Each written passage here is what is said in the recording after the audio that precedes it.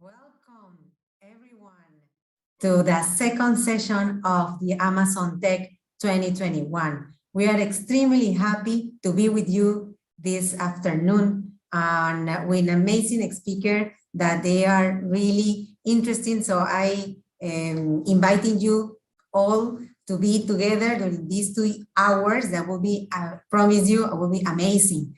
Amazon Tech is the regional co-creation platform led by Conservación Amazónica, ACCA, to present a successful experience of the application on science and technology for a sustainable Amazon, in which we bring together innovators, policymakers, NGO, academy, practitioners, indigenous people, and friends of the forest to assess the needs, progress, and pending effort in terms of data, information, science, technology, and innovation in order to make urgent decisions regarding the protection of sustainability of the Amazon.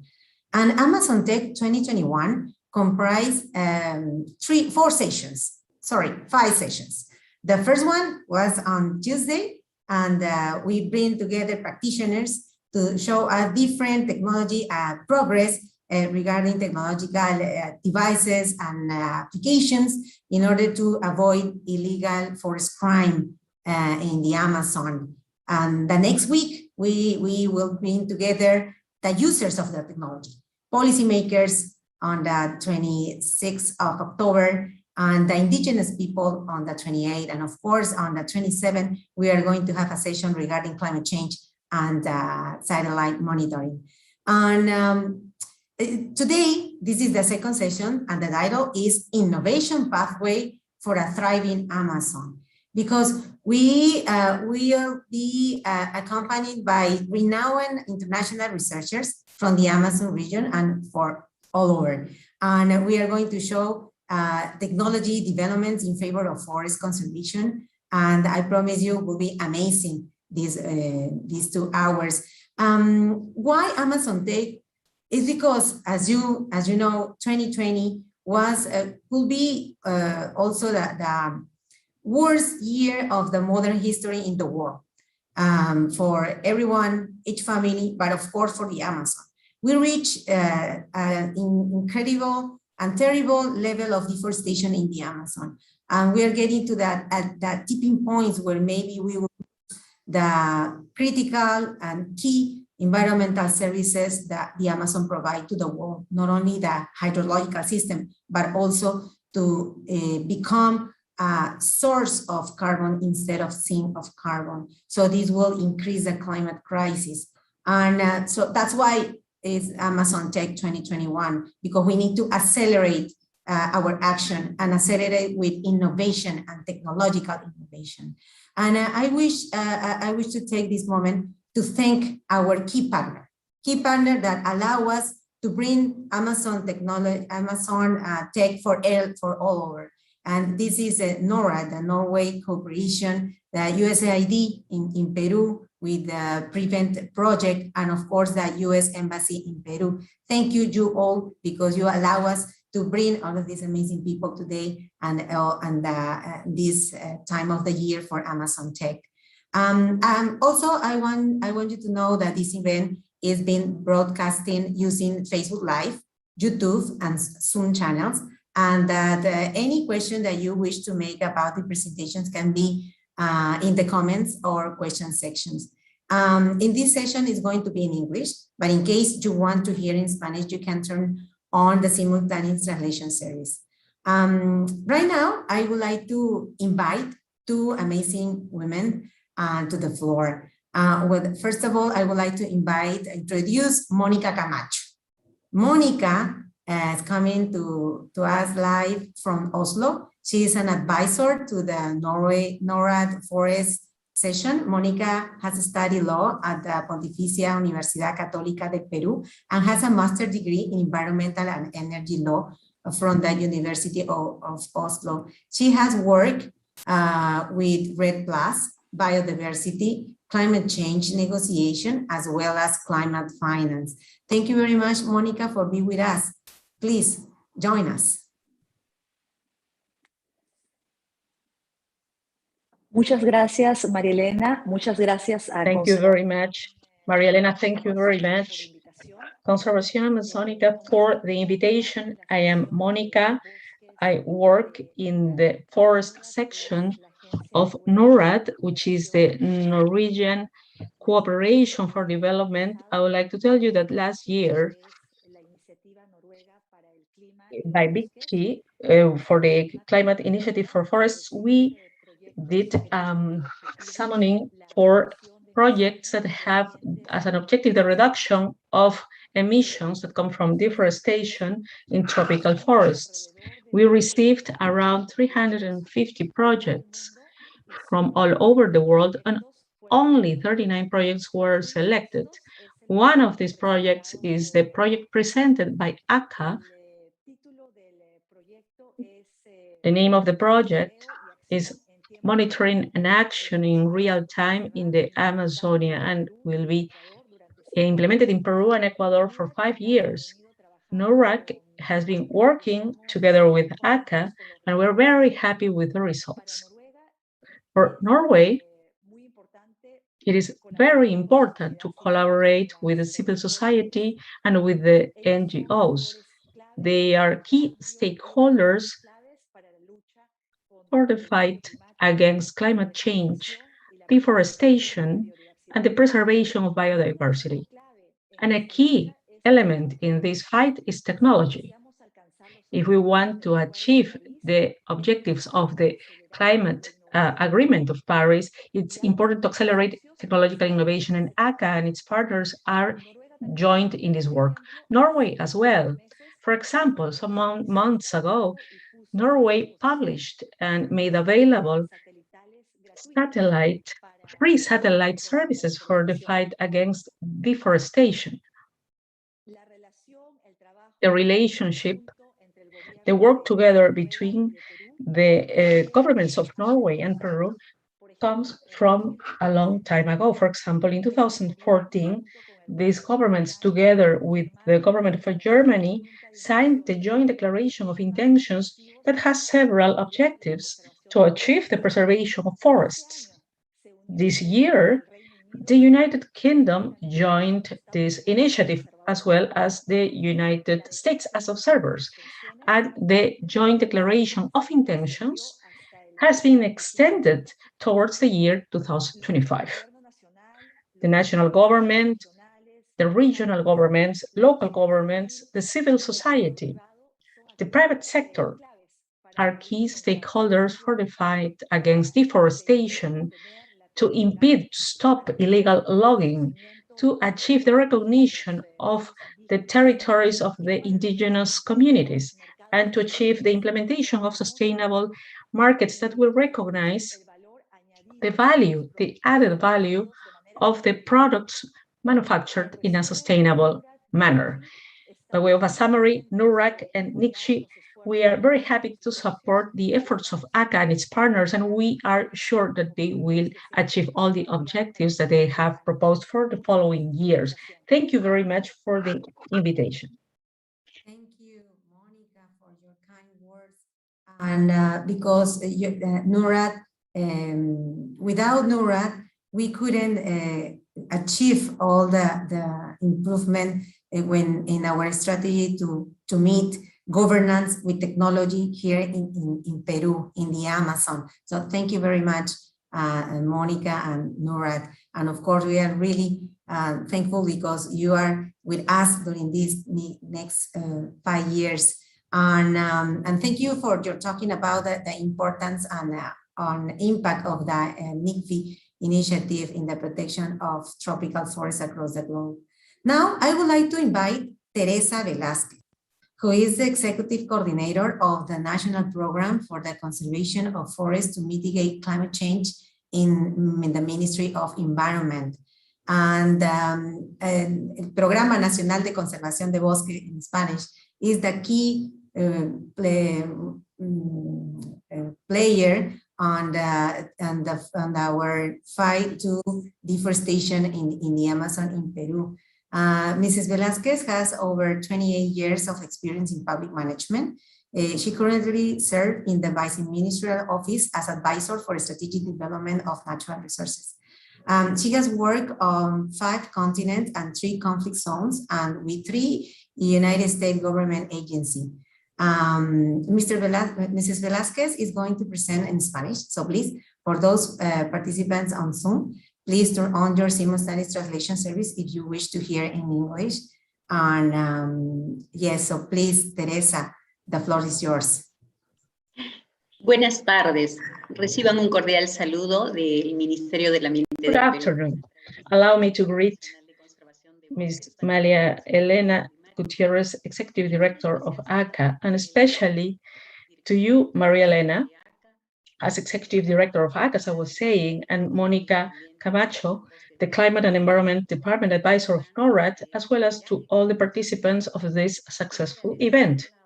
I would like to thank for the opportunity to participate in this space of exchange of experiences that highlights the technological innovations for the conservation of forests in Peru.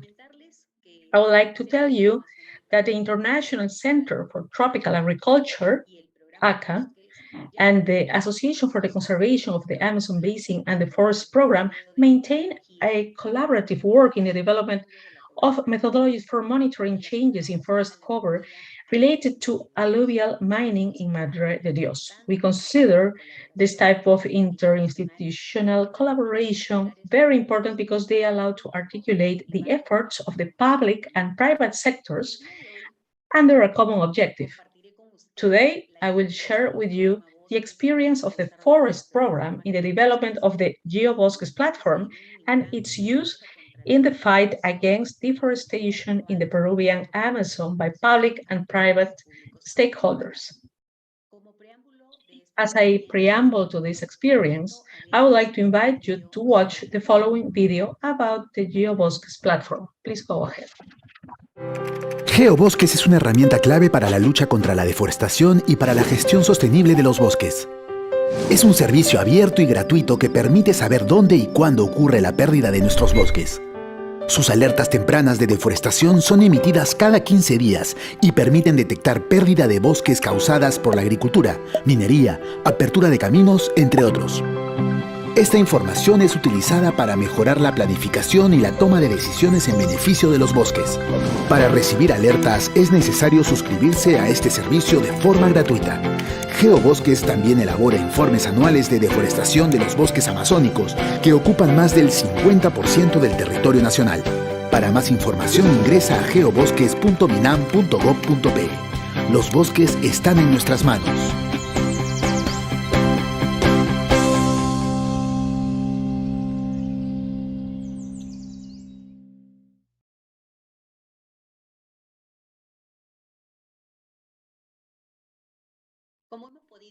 As we have seen in this video, GeoBosques is a platform that distributes information generated within the framework of the implementation of the forest cover monitoring module managed by the National Forest Conservation Program for climate change mitigation of the Peruvian Ministry of the Environment. It provides official, free, and freely accessible information to the general public on the Amazon rainforests that constitute approximately 94% of the Peruvian forests and more than 50% of the entire national territory. From this platform, we distribute mainly two types of key information for the management of the Amazonian forest in Peru. One, the information on the annual and official monitoring of the coverage and loss of Amazonian forests at the national, departmental, provincial, district, and territorial categories according to the rights assigned over the forests. This information is available through reports and in various formats, such as statistical, tabular, and georeference, so that users can perform various analyses according to their needs.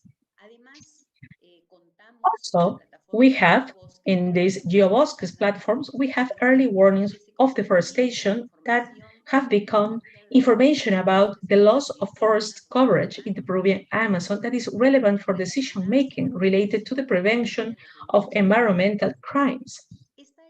This information is generated and published in the platform every 15 days and is useful for the different sectors and subnational governments with jurisdiction over forests to take timely action on deforestation hotspots and other impacts of the forest. Although the environmental sector contributes with the generation and distribution of information, the fight against deforestation is everyone's task, from the public sector, led by the institutions mentioned by the previous speaker, as well as other institutions from the civil organization, international cooperation, native communities and their organizations, and finally, citizens. We all have a role to play in this fight against deforestation, and we need the active involvement of each one of us. Our contribution as the Forest Program is reflected in the use of the information from the Forest Cover Monitoring Module by the regional governments. They have incorporated these reports in their planning processes within the framework of their concerted regional development plans and the preparation of strategies that are low in emissions. Another important aspect is the decision-making by regional authorities, as is the case of the Gore Ucayali, which led a meeting to present the results of the monitoring of forests cover between January to August of 2021, with the participation of regional authorities, representatives of institutions such as the Specialized Prosecution Office, the Navy, the National Police, indigenous leaders, as well as forest concessionaries and other stakeholders. This obviously makes evident the growing concern of the different stakeholders about the future of the forests. And more importantly, it recognizes the need to take immediate action against deforestation and the search for joint solutions among the territorial stakeholders within the framework of their roles. On the other hand, I would also like to share another experience of the Forest Program on the use of early warning information on deforestation by our partner indigenous communities in the actions they implement through the mechanism of conditional direct transfers. This has more than many communities. We are conducting actions that are implemented through a mechanism called the direct conditioned transfers. They have become an incentive for the organizations which objective is to provide economic subventions to native communities that have title deeds. These communities are committed to conserve the forests and to reduce, importantly, the deforestation. With administration of this incentive, the communities implement a communal project that has 5 lines of action: communal management, forest surveillance and monitoring, sustainable businesses, food security, and the development of social-cultural activities. About the line of communal forest surveillance and monitoring, let's see the following video. Please go ahead.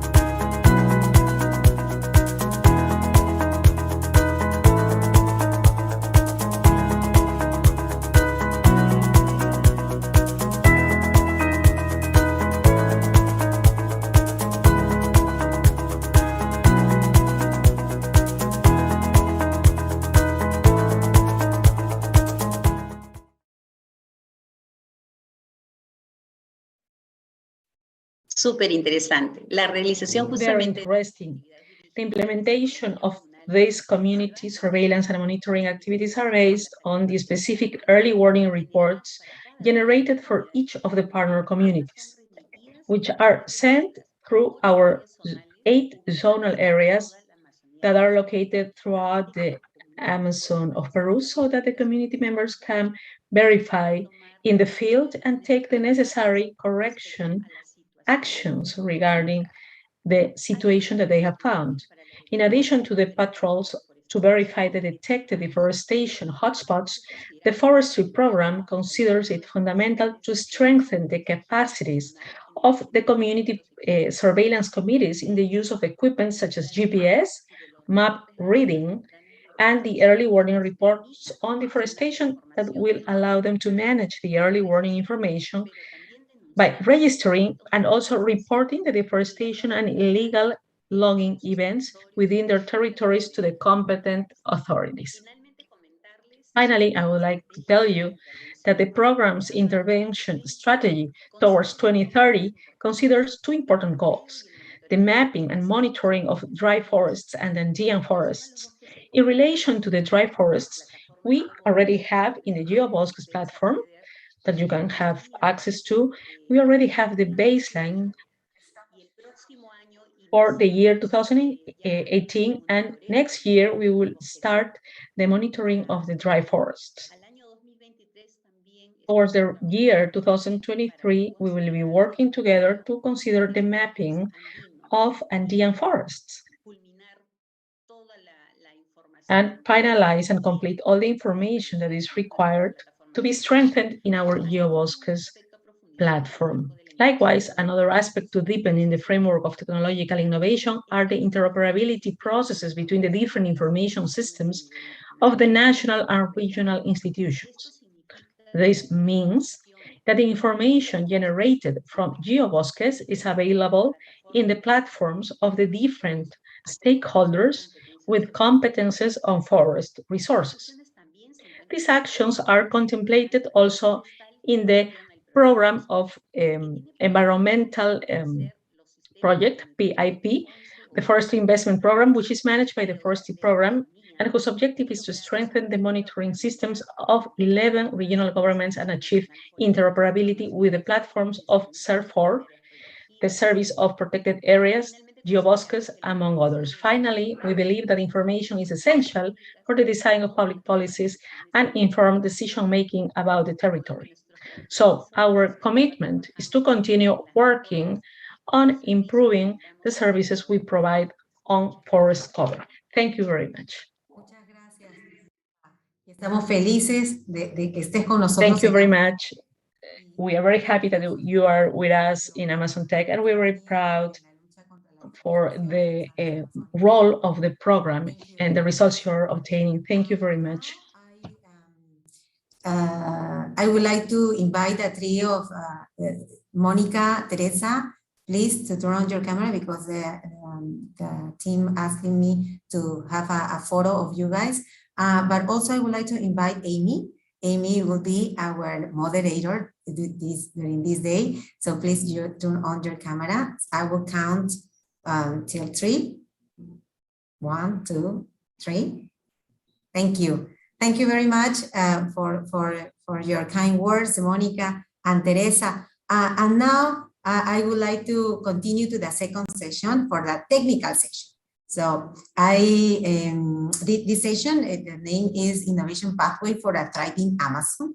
And we will have an amazing panelist that I promise you will be really interesting, and I invite you to take some notes because you're going to learn in the same, like me, like us, like my team. As I told you, my team, Conservación Amazónica, ACCA, we have a lot of people behind me. I'm the only one that is on the screen, but there are many people that are working really hard to bring Amazon Tech for you, for all of you, and they are really happy and have passion to work to improve every day to save the Andes Amazon for everyone. So right now, I would like to introduce Amy Rosenthal.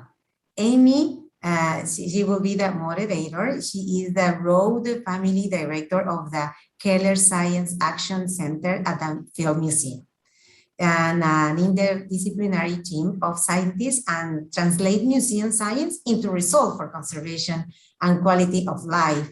Thank you, Amy, for that. She has worked previously with university, nonprofits, and philanthropies to catalyze conservation and sustainable development, particularly in Latin America. And I know her really well because she served as a member of the board of the Amazon Conservation, our sister organization, and also she is steering committee of the Chicago Wilderness Alliance. Thank you very much, Amy, for conduct this session, and the floor is totally yours. Hi, everybody. I am so thrilled to be a moderator today in this Amazon Tech session. Thank you, Maria Elena, Vanessa, Sydney, and the whole ACCA team. This is an incredible opportunity. I have the great privilege to introduce a series of leaders in the field, starting with our keynote, Carlos Sosa. Carlos is also a renowned researcher in remote sensing, in addition to being an associate researcher with Amazon in Brazil, and the founder of the startup Texas App Solutions. He's a researcher in remote sensing, geographic information systems, and spatial modeling, where he specializes in these technologies' capacity for forest monitoring, carbon mapping, and assessing environmental risk. Today, Carlos will share with us technological advances and challenges to avoid Amazon deforestation. Carlos, please join us, unmute yourself and share your presentation. Thank you. Hi, everyone. Can you hear me?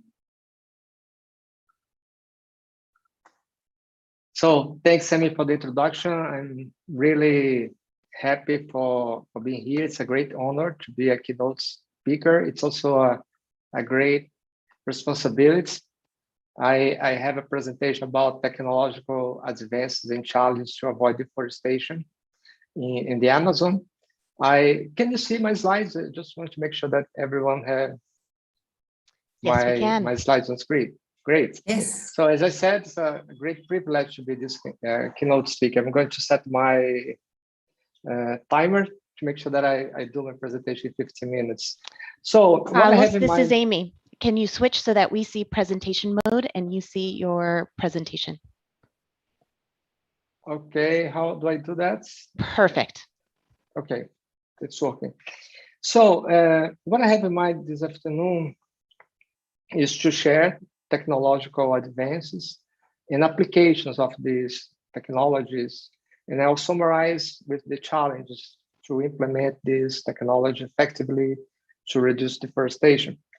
I have been using this package of technology, but there are many others that we will learn this afternoon from the other panelists. I will focus on satellite big data, and I'd like to thank NASA, USGS for putting the Landsat data archive ready for analysis. And also we have Sentinel data ready for analysis that enables the remote sensing community to process and extract information from the satellite data. Cloud computing capabilities also another enabling condition to scale the algorithm, the application that we developed to monitor the Amazon. And we have, of course, a great open source community, global community sharing machine learning and artificial intelligence algorithms that we can perfect and implement for our solutions. And of course, collaboration network. This is a very key element. I will illustrate during my presentation how we are using the combination of these technological advances to implement solution-driven to monitor and potentially avoid deforestation in the Brazilian Amazon that can be applied to other regions. I will start with this map showing land use and land cover change between 1985 and 2020. This is an annual mapping based on Landsat data archive. So we process the data, classify the image, all Landsat scenes using Google Earth Engine. But the key element of this work is the collaboration network. So we have a network in Brazil called Map Biomas, and Map Biomas was originally implemented in Brazil, and we are now expanding. So Map Biomas is already in the Pan-Amazonia region. We have Map Biomas in Indonesia, and we have plans to expand and apply this approach to other tropical regions as well in Africa. So as you can see, this is a land cover change map. I'm going to share some statistics from Brazil. We have lost about 400,000 square kilometers of forest. The majority of the forest converts to pasture lands. And we also have other ecosystems in the Amazon. This is a very important information that we can see wetlands, we have savannas in the Amazon region as well that are under pressure. So by having this information, we are improving the estimates of greenhouse gas emissions in Brazil. That's one of the applications that we are developing in Brazil, addressing climate change policies in Brazil.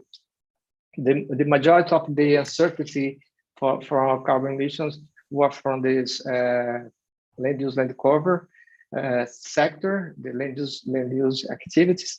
We expanded this for the entire country of Brazil. That's important to mention that we have the same type of map for Brazil as well. So the next application is the monitoring and assessment of selective logging in the Brazilian Amazon. So satellite images can also reveal logging activities. We can detect the roads, we can detect the disturbance by logging. And this is a map. It's another collaboration network from Brazilian NGOs, including Amazon, ICV, Imaflora, and IDESAN. This map shows the selectively logged areas in Brazil in 2020. So it's a satellite-based monitoring system also running in Google Earth Engine. We need to have access to the logging permits. That's a very important aspect of this application. We need to know when logging is authorized in private lands and concessions. And this comes from the government side. Then we can assess the level of transparency of this licensing and the implementation of the forest management plan. And this has to be, as I said, conducting partnership with environmental agencies, particularly from the state level, because they are the ones responsible for providing these logging permits. So accessing public data, it's key.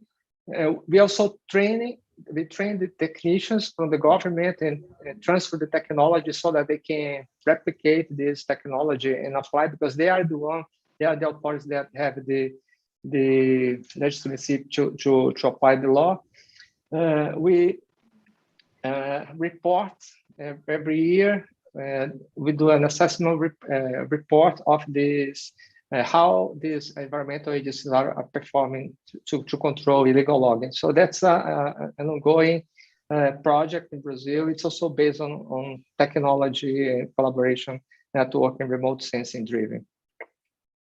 Another application is our deforestation alert system, SID, from Portuguese.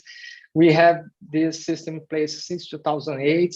This is just an example show how it works. We take satellite images every month, and we do a chain detection analysis using Google Earth Engine, and then we carefully analyze those chain detection results with our analysts and report deforestation. But what I'd like to point out today is that the statistics from SAD became a kind of national statistic. Every month we report deforestation. We have a bulletin, a very compact report showing all the key indicators of how well or bad we are doing in terms of controlling deforestation. The situation is not good now.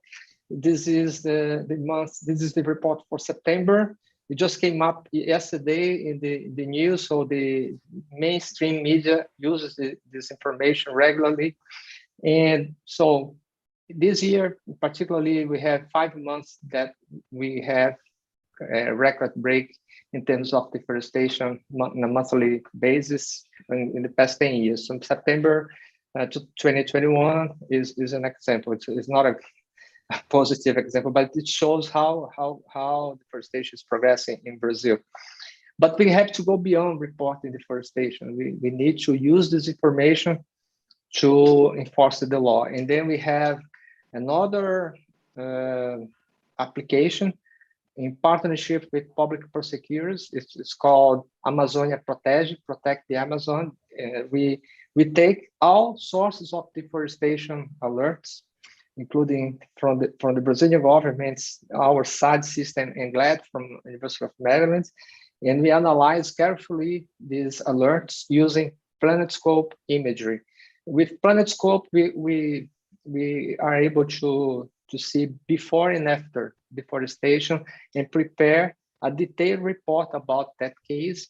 It is important to have a rural cadastral system so that we combine these deforestation that are validated with the land registry database, and then we can identify the landowner. And so essentially all the technology in place allows us to send the fines by mail.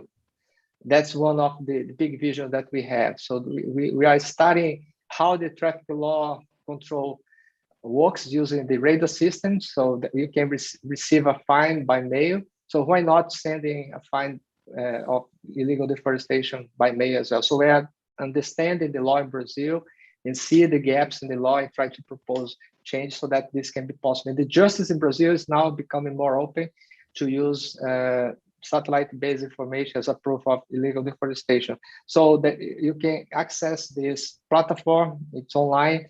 All the information in the Amazonia Protege platform is open source as well.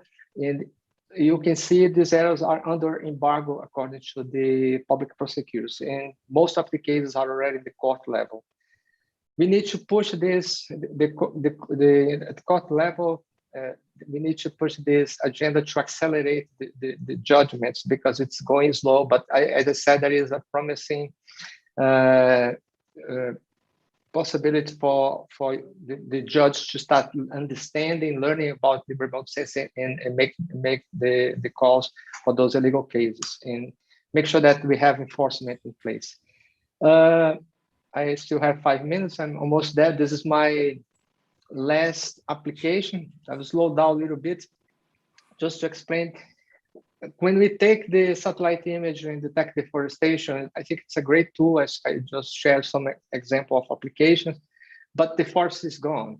If we detect deforestation, the forest is gone. So we thought about implementing a deforestation risk model to predict deforestation in a short term. By short term, we mean 12 months. So if we have a model that is precise to locate the risk zones, in a short term, we can potentially implement preventive actions against deforestation. And that's what we're trying to do. This project has 4 components. The monitoring, we use Sentinel data, and by the way, this is in partnership with Microsoft.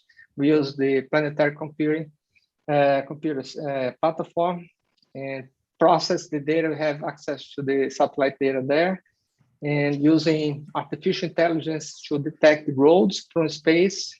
It is important to mention that the roads are really a key variable in our model to predict deforestation. And the third component is the science of prediction. So all the model, the risk model parameters are now being also estimated via artificial intelligence. But I want to point out that the most important component of this strategy is the user components. We need engagement to use the information to potentially avoid deforestation. I will quickly go through the platform. It's available online, previso.org. There are Señorita, Dios mío, ya contesta el teléfono. Perdón. I'm continuing here. So we estoy llamando yo ayer como loca desesperada. Expand this model to the entire Pan-Amazonia region. So there are plans for that. That's something that I want to share with you. This is a quick snapshot of how you see the model. So we can zoom in, you see the hotspots, but as you zoom in, you have more details. And then there are 5 levels of risk from very low to very high deforestation risk. All this information is carefully analyzed as we combine, and we have the dashboard with the statistics for the end users. It is important to mention that for this particular application, we involved the potential users since the beginning in the co-creation process, so in a design thinking process. So this increases the chance to use the information by the end users. And one quick example, we are now analyzing the municipality of Altamira, which is the third largest municipality in the world. There are two municipalities in Greenland that are larger than Altamira. Altamira has about 160,000 square kilometers. It's a very large territory. 91% of forest cover. So, but Altamira is in the top rank of deforestation in Brazil, and also a very high risk zone of deforestation. So we need to change this paradigm. So Altamira can become recognized as the forest, the municipality that has the largest forest reserve in the planet. If we avoid deforestation with actions, preventive actions, we can generate carbon credits. Only for 2022 risk, we estimate that we can avoid 23 million tons of CO2 to the atmosphere. So potentially, we can create carbon credits from avoided deforestation. And the public prosecutors at the state level are working with us to come up with this preventive actionable plan.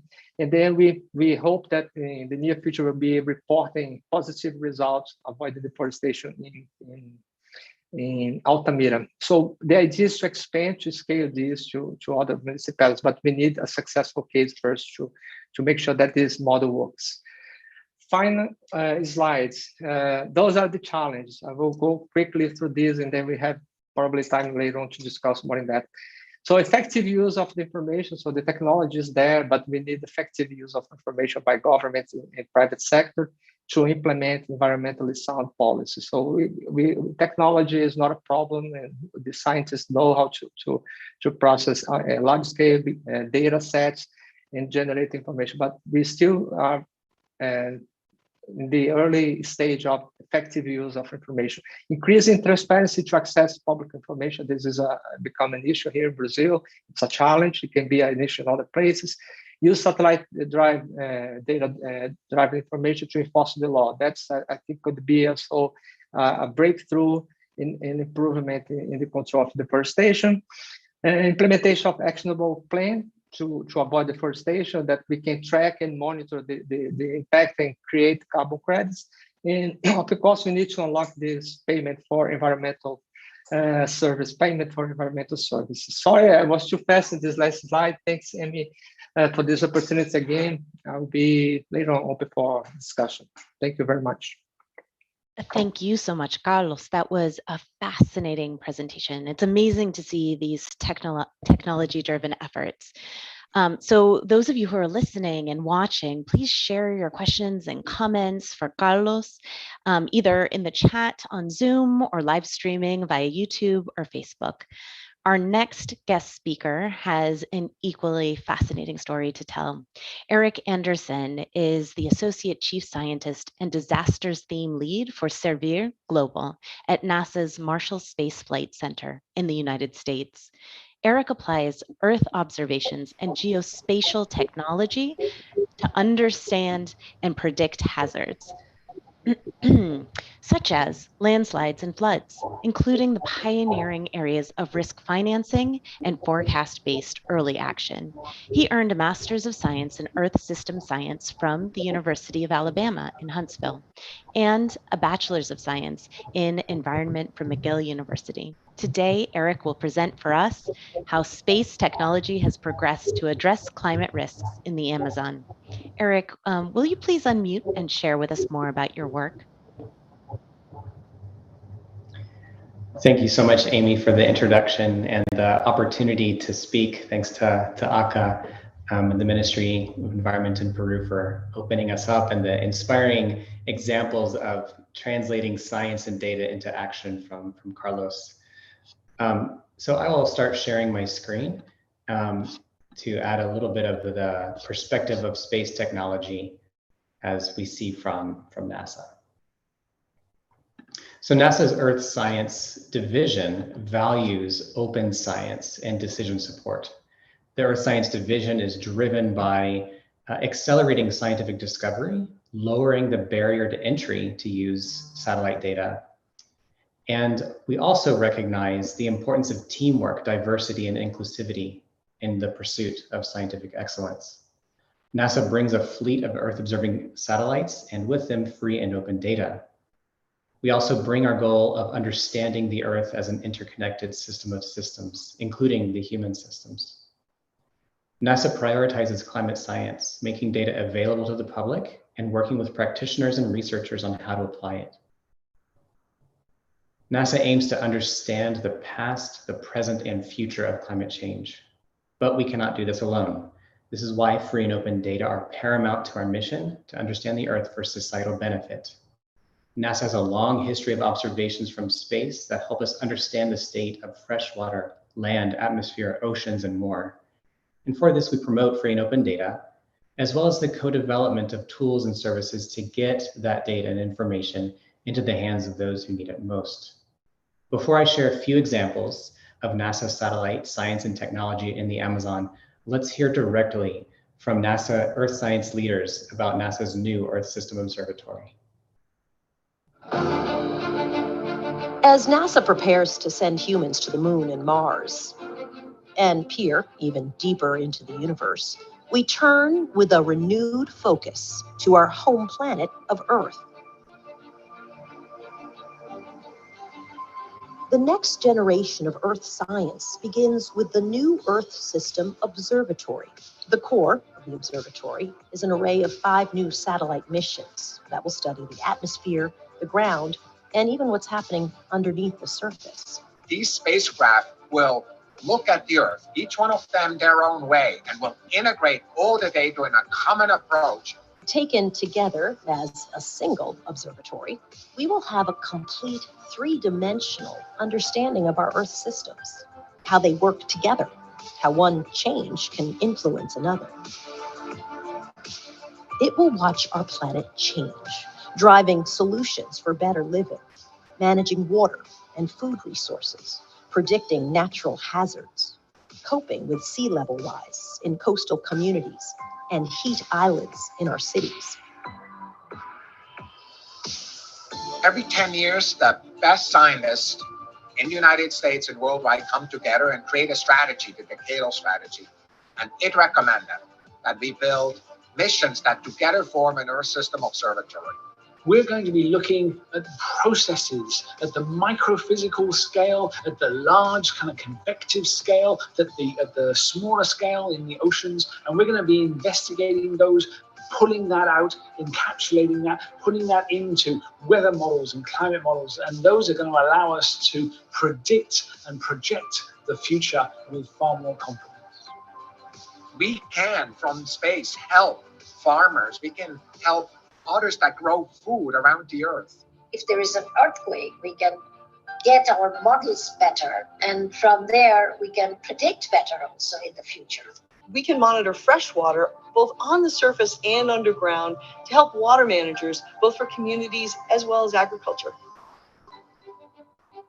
To build the observatory, we will expand our partnerships with commercial companies and international space agencies to take advantage of innovation and new technology. We recognize, because of the global nature of the issues at hand, we want international partners to be part of that also. We're working together, and the science that we're doing has to serve all of us. NICFI is our first major partnership with the Indian Space Agency in Earth science. It brings together 2 different kinds of radar systems that together will see changes in our Earth's surface that will help us predict natural hazards in the future. The NICFI mission will measure changes in Earth's surface less than a centimeter across.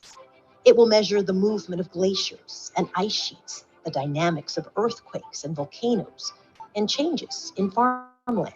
We will observe the Earth every 12 days exactly at the right repeat pass orbit. We can study small changes in the Earth system sciences. The Earth's climate is changing. We have documented the changes that we're seeing over the last few decades. We know that it's being driven by human activities, and it's absolutely essential that we continue to understand what's happening, what's changing, in order to better predict what's going to happen and perhaps help people make better choices. Understanding how our planet and its climate are changing is the foundation for a more resilient and sustainable future. NASA's Earth System Observatory is the next step in this ongoing mission, a mission to the only planet you can call home.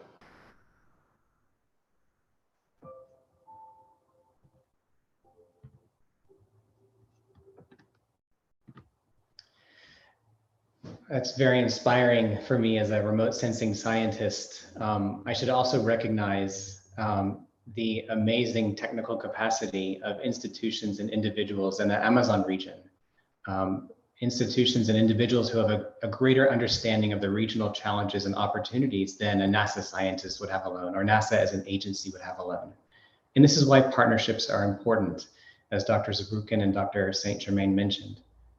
NASA's partnership with the U.S. Agency for International Development, the U.S. Geological Survey, NOAA, and others, such as ACCA, CIAT, Hemaflora, Ecociencia, allow us to connect this knowledge and challenges from the Amazon region to the science that NASA supports.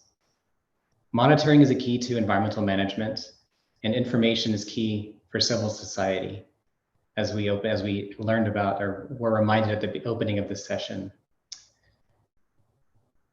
A few examples from the Amazon region that I'd like to share before wrapping up really rely on the power of partnerships, international collaboration, and connecting science to action on the ground.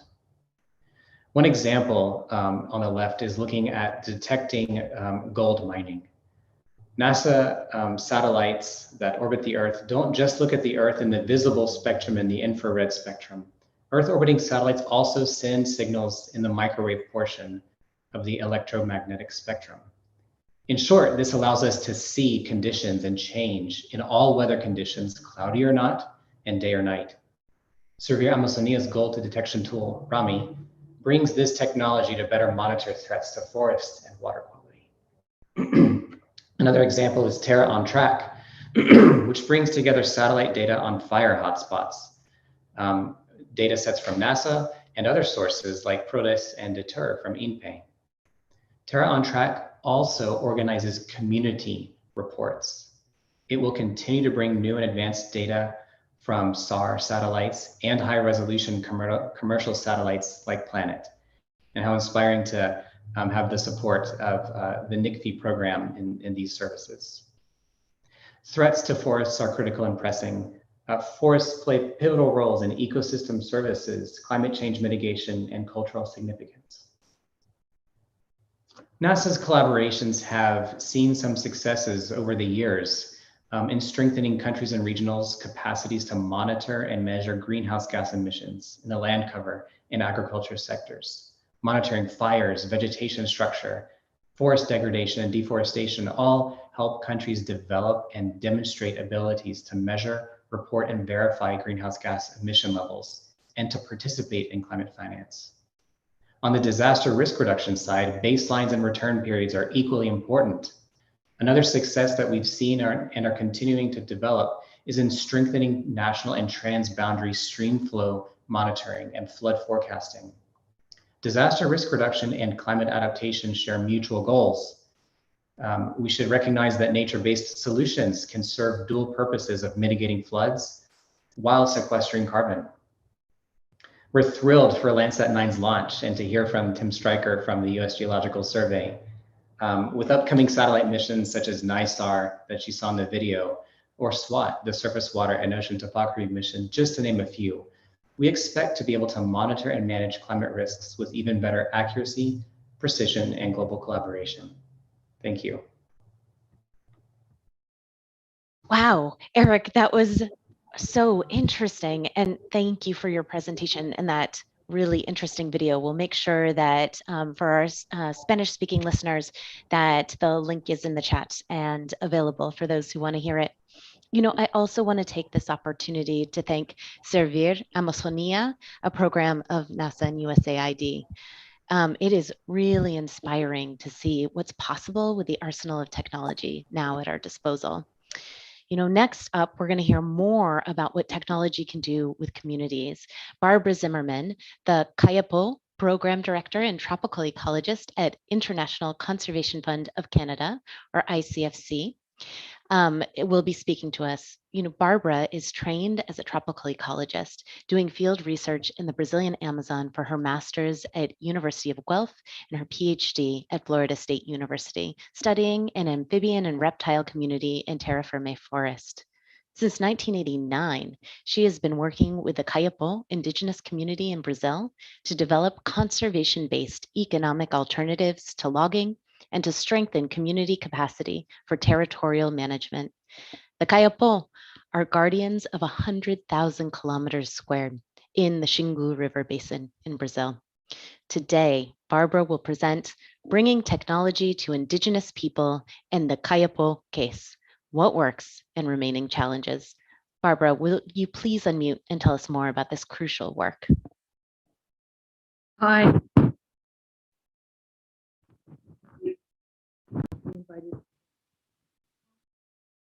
And present sort of the Kayapo view from the ground of what technology is working for them to help them protect their huge land area in the middle of the lawless of the southeastern Amazon. Barbara, this is Amy. You're going in and out a little bit. Maybe there's a way to adjust your microphone. Yikes, I don't know. You sound great right now. Okay, good. Well, hopefully it'll stay okay. So this is a map of the Brazilian Amazon. Carlos showed the same map. The pink is deforestation until 2020 or 2021. And we can see Kayapo land surrounded by the yellow line in the southeastern Amazon, which is a very high deforestation zone. Next slide, please. This is another shot of that same Kayapo territory, which is actually their ratified territories is close to 11 million hectares, close to 110,000 square kilometers, but they have lost some 10% of their territory along the eastern border to gold mining and logging and just general invasion. And I wanted to show you this slide. It's because it's really striking in terms of how the Kayapo are situated. This huge area, which is the size of a small country. It's the size, for example, of the country of South Korea. It's larger than Austria, just for example. The Kayapo were able to gain their land rights over this huge territory back in the 1980s and 1990s. And since then, the frontier of road building and ranching and logging and towns and so on has consolidated and continues to advance around their entire some 2,200 kilometers of border. And this is in a lawless, for all intents and purposes, a lawless region of the Amazon in Brazil. Before the Bolsonaro administration, enforcement of indigenous areas, keeping the bad guys out, keeping the illegal loggers, keeping the illegal miners and so on out was inadequate. But now the government is actually working against indigenous peoples and their land rights. In fact, the Kayapo were faced with the situation the last 2 years of having the government official that's supposed to be helping to protect them involved with illegal gold mining in their territory. So things are really, really difficult for the Kayapo. They are in the epicenter of, what I call this hellscape of smoke and dust and deforestation and lawlessness and corruption and pollution and everything, degradation and everything else. And how are they maintaining to secure these borders? What this map shows you, if you can see it okay, is again Kayapo territory outlined in the red, and on the east the yellow is gold mining, which gold mining invasions, which have happened really since about 2015. And there's you'll see like a purple line along that eastern border, which defines this territory that the Kaipo have lost. It's lost at the frontier. But that is also a territory that the Kaipo of that territory, for historical reasons, which I don't have time to get into, never allied with the conservation movement, never allied with conservation NGOs, as the rest of the Kaipo did in the 90% of their territory outlined in red, which you can see is given the fire alerts in 2021 in the reddish pink there, remains intact. And that is because that region of Kaipo receives conservation and development investment from conservation NGOs. That eastern border doesn't and is heavily invaded. Okay, next slide. Now let's talk about, I mean, we can, talk for hours about why that's the case and what the conservation and development has been that empowers the Kaipo to secure their borders in this super high, intense region of deforestation, and it really accelerating, increasing pressure on their borders principally from illegal gold mining and logging. But this talk is about technology. So what is the technology that they and by they I mean their NGOs, that our NGOs, their conservation NGO partners partner with local Kaipo NGOs. There's 3 of them because Kaipo territory is just too large to be able to logistically work out of a single base. So their NGOs, who do employ some Brazilian professionals, because the Kaipo do not yet have capacity to do something like analyze satellite images, but this is something that their conservation partners help them with, is accessing and this data, this GIS data. This I've just shown you an example. This is a small gold mining operation that started in the interior and it's being monitored. And this is the GIS, I just listed it there on the side of the slide there, the GIS technology that's being used and is useful now. Next slide. Next slide, please. Next slide.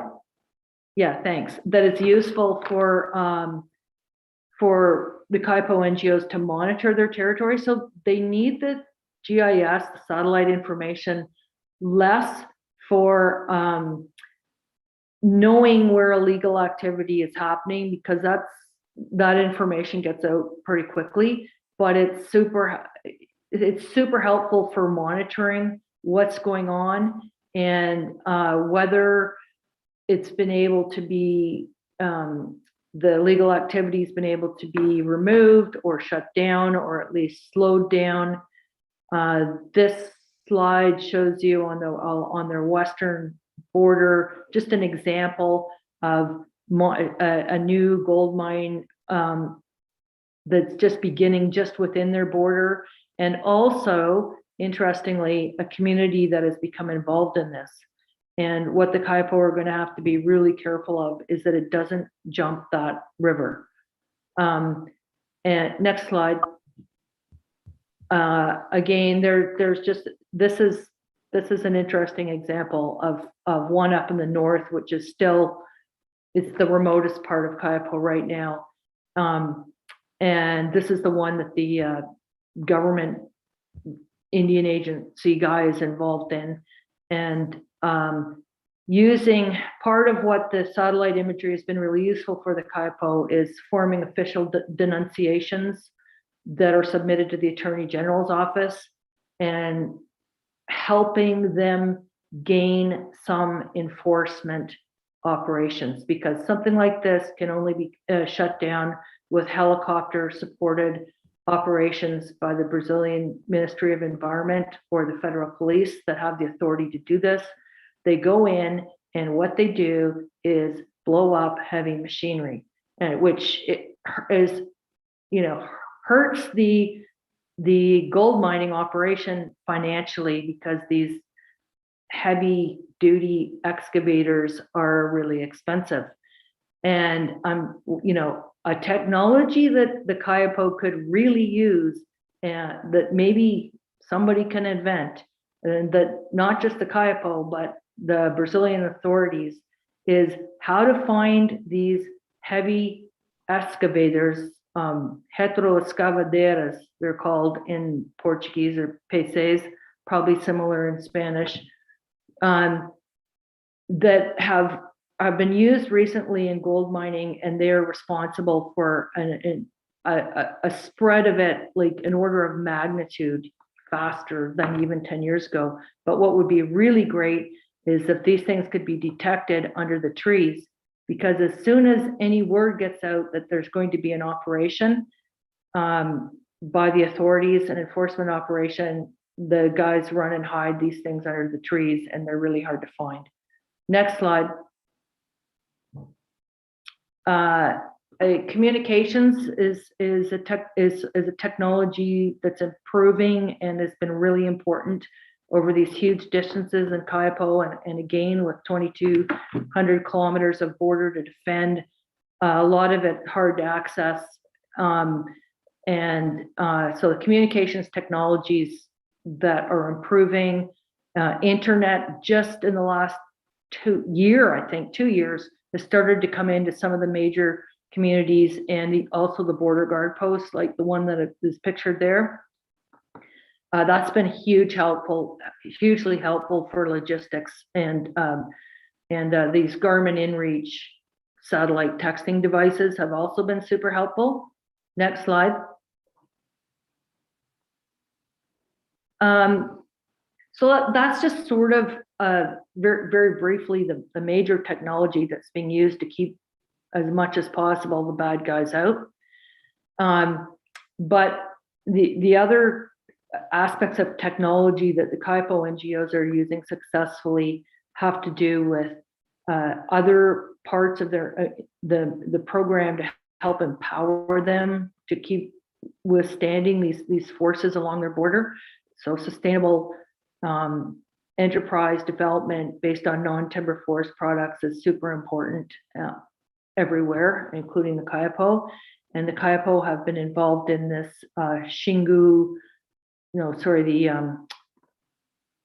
Origins Brazil program, which is like a barcode that's put on products such as Brazil nuts and so on that come from, that are sustainably produced by forest communities, and the buyer can scan that code and find out where it came from and the story of their sustainable production. So that's useful, and that's a developing technology to help support sustainable development ventures by these forest communities. Next slide. Barbara, this is such a fascinating presentation, and I'll just be transitioning to Tim in the next minute. Okay.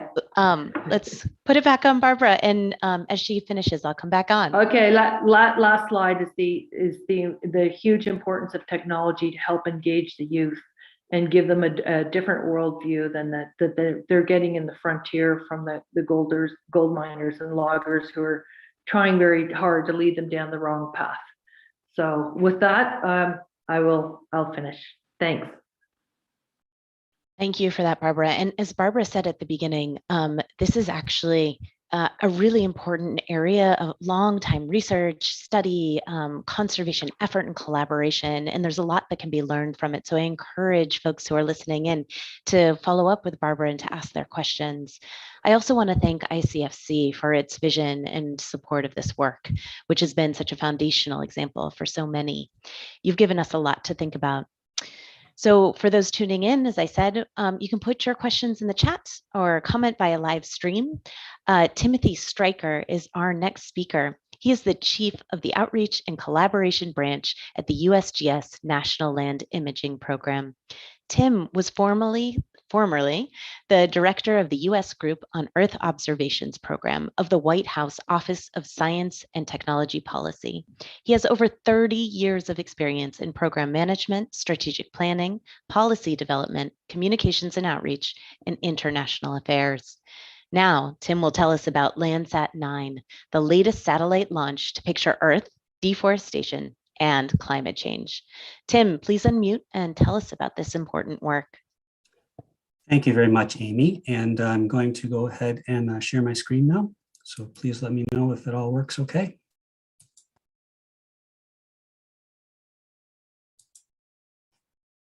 Can you see the presentation? Yes, we can, in presentation mode. Okay, very good. Well, thank you once again, Madam Moderator. Buenos tardes and good afternoon, everyone. I'd like to thank Conservación Amazónica and its organizers, fellow organizers, for hosting this important event and for their invitation to speak.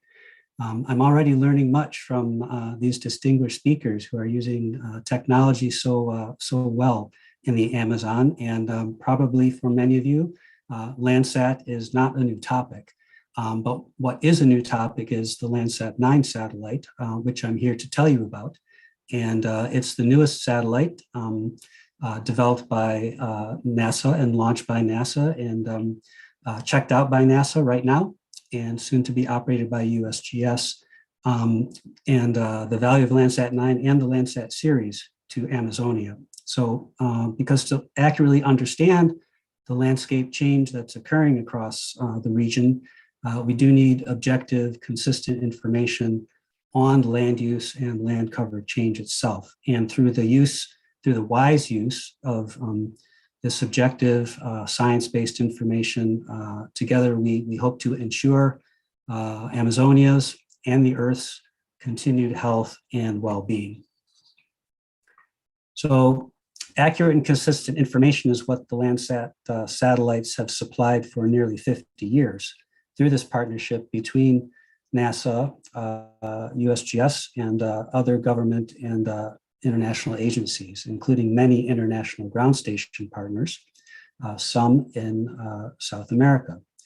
The legacy of this partnership is shown in this slide, and you can see the coverage of the Earth globally from the first Landsat launch in 1972 until the current day.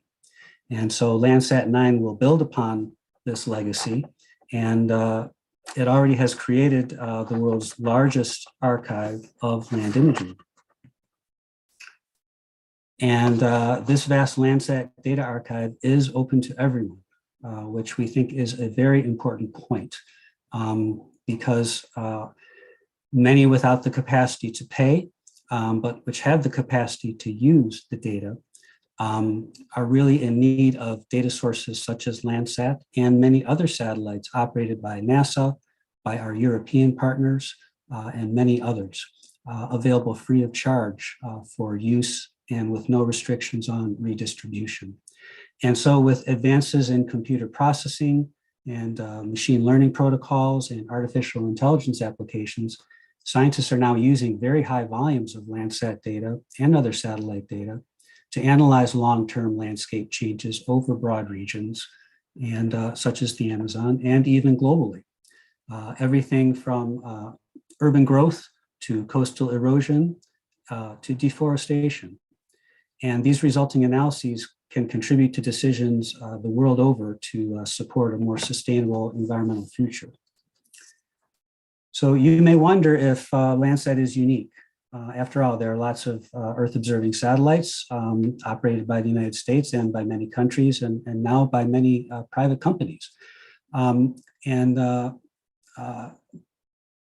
They are designed, though, really for different purposes. And this slide may be useful to some of the viewers and audience members because it shows how different land-observing satellites must be optimized for different types of ground surface resolution, or the ability to resolve and analyze phenomena on the Earth's surface.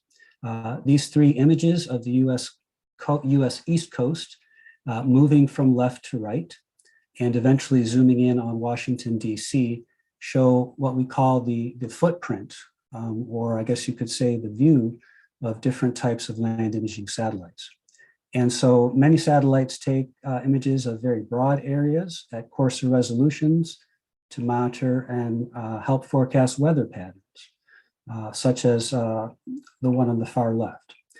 Many others, such as the one on the far right, collect very high resolution data on the activities and infrastructure on the Earth's surface in a much smaller area. For example, the portion of a city. And this is primarily the role of commercial satellites, including the Planet fleet of satellites, which were referenced earlier today in the PlanetScope project in Brazil. Then, by contrast, Landsat's image resolution, which you can see in the center, is really designed to provide routine landscape scale science quality measurements. And the type of data that it collects, which spans the visible and all infrared regions of the electromagnetic spectrum, is really optimized to help us understand ecosystem health and productivity. And so Landsat is then quite valuable for landscape managers, farmers and foresters, indigenous community managers, environmental and emergency managers, and many others. And since it's always on, it's a global mapping mission, which is always collecting data throughout the course of its operations. Each satellite in the Landsat series covers the Earth every 16 days. And so all these data are collected worldwide. Tim, with apologies, this is Amy. Can you move your cursor so that we lose the bar, the zoom bar? I'm sorry about that. Is that better? Oh, I'm sorry. Move the cursor to lose the zoom bar? I thought that might work, but it looks like you might have to hide it yourself. If one of our technical team would like to help us out with this, I'm not sure what our next step is. Okay.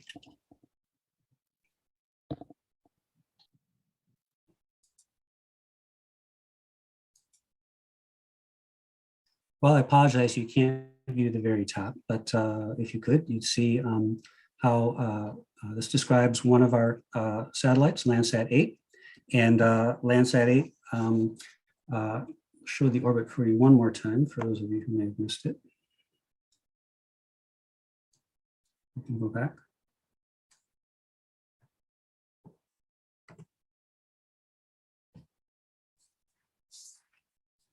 So this shows how Landsat orbits the Earth and collects data. Many of you may already be familiar with this process, but some satellites are in different orbits. And so once Landsat 9 is operational, which is expected in early 2022, after NASA checks out the satellite, it will be paired with this satellite, Landsat 8, and traveling in the same orbit, offset by 8 days. It will result in 8-day coverage of the Earth's land surfaces. And so Landsat 9 will also replace our aging Landsat 7 satellite with a much more sophisticated and capable observing system. So these two satellites in tandem, along with our European partners, Copernicus, Sentinel-2 land imaging satellites, and many other data sources, we can jointly provide science quality 2- or 3-day viewing of virtually any land location worldwide. Very important for people observing rapid changes to the landscape. Now, that combination of European and US satellites does lack Landsat's data record and the thermal imaging capabilities of the mission, but will be very valuable and is a very important platform for us working together moving forward. And in terms of the data access, USGS offers various websites for the public to search and download Landsat imagery, and they're circled in red on this slide. USGS is also working with cloud service providers such as Amazon, Google, and Microsoft to host and distribute Landsat data to their customers, and you've seen some of those applications already today. And these companies, as well as others, can be a good choice by international users for accessing and analyzing large volumes of data. Now, this slide shows you the various applications of Landsat data. As you can see, it's used in many, many ways, and it's also the US government's most used land imaging data set. And if you look at the various categories of use that are tracked by our Earth Observation or Earth Resource and Science Data Center in Sioux Falls, South Dakota, you'll see that nearly 60% of our users apply Landsat data to their analyses of either land use, land cover change, agriculture and forestry, or climate writ large. So here are a few visual examples on land use and land surface change and agriculture and forestry, thanks to Google Earth, as well as others that show coastal and surface, water, urban, and disaster-related applications. And so I think has been recognized. Landsat is particularly important to understanding and managing the world's tropical forested regions, which store the vast amounts of carbon that, if released, would further accelerate global warming, and really serving as kind of that long-term science quality backbone of data with which to combine with other data sources with other capabilities. And so the implications for Landsat use, both past, present, and future, are very important. A popular English language saying is that you have to manage it, or you have to measure it in order to manage it. And so Landsat's measurements enable countries' sustainable management of their forests.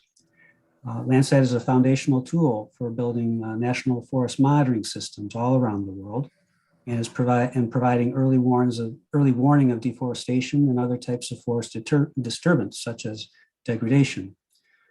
It's also heavily used by the U.S. Silvicarbon Program, which is a U.S. interagency program funded by USAID and the U.S. State Department, involving multiple agency partners that works with national and local authorities in 26 countries across 3 tropical regions in Latin America, Africa, and Southeast Asia.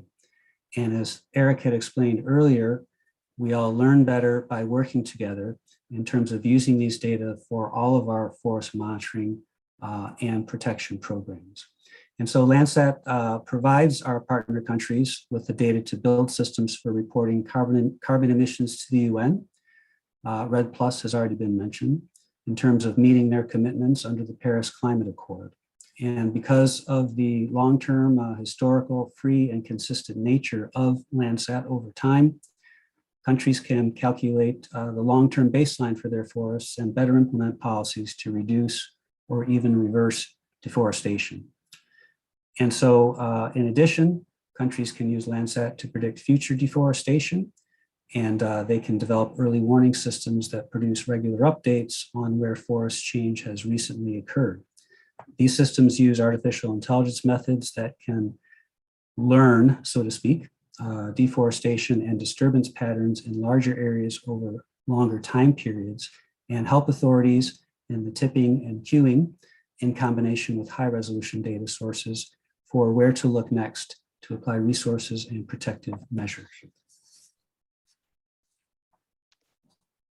Well, going to play this video quickly. This shows a product by the University of Maryland showing how forest or deforestation has been tracked over time. Early in the 70s, it was hard to do with less data, less capable sensors, and less computing capacity, and with data that had to be purchased rather than be shared freely.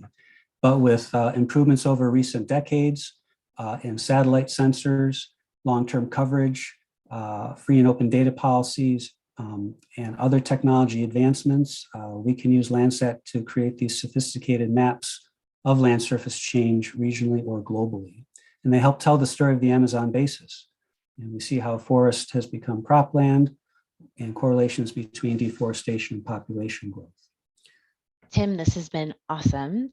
I think there is some requests in the chat to share where some of those videos are that you've shown. And I have to say, as an avowed data nerd myself, I find this really exciting, the potential and the possibilities here. If you have just a few more seconds to finish up, we'll move next to Alex Dagon. Certainly, yes. This is just an example of deforestation patterns, and here in Brazil is one case with the fishbone type of development and road development that leads to deforestation concerns, and but also helps us better understand the context of development and deforestation together.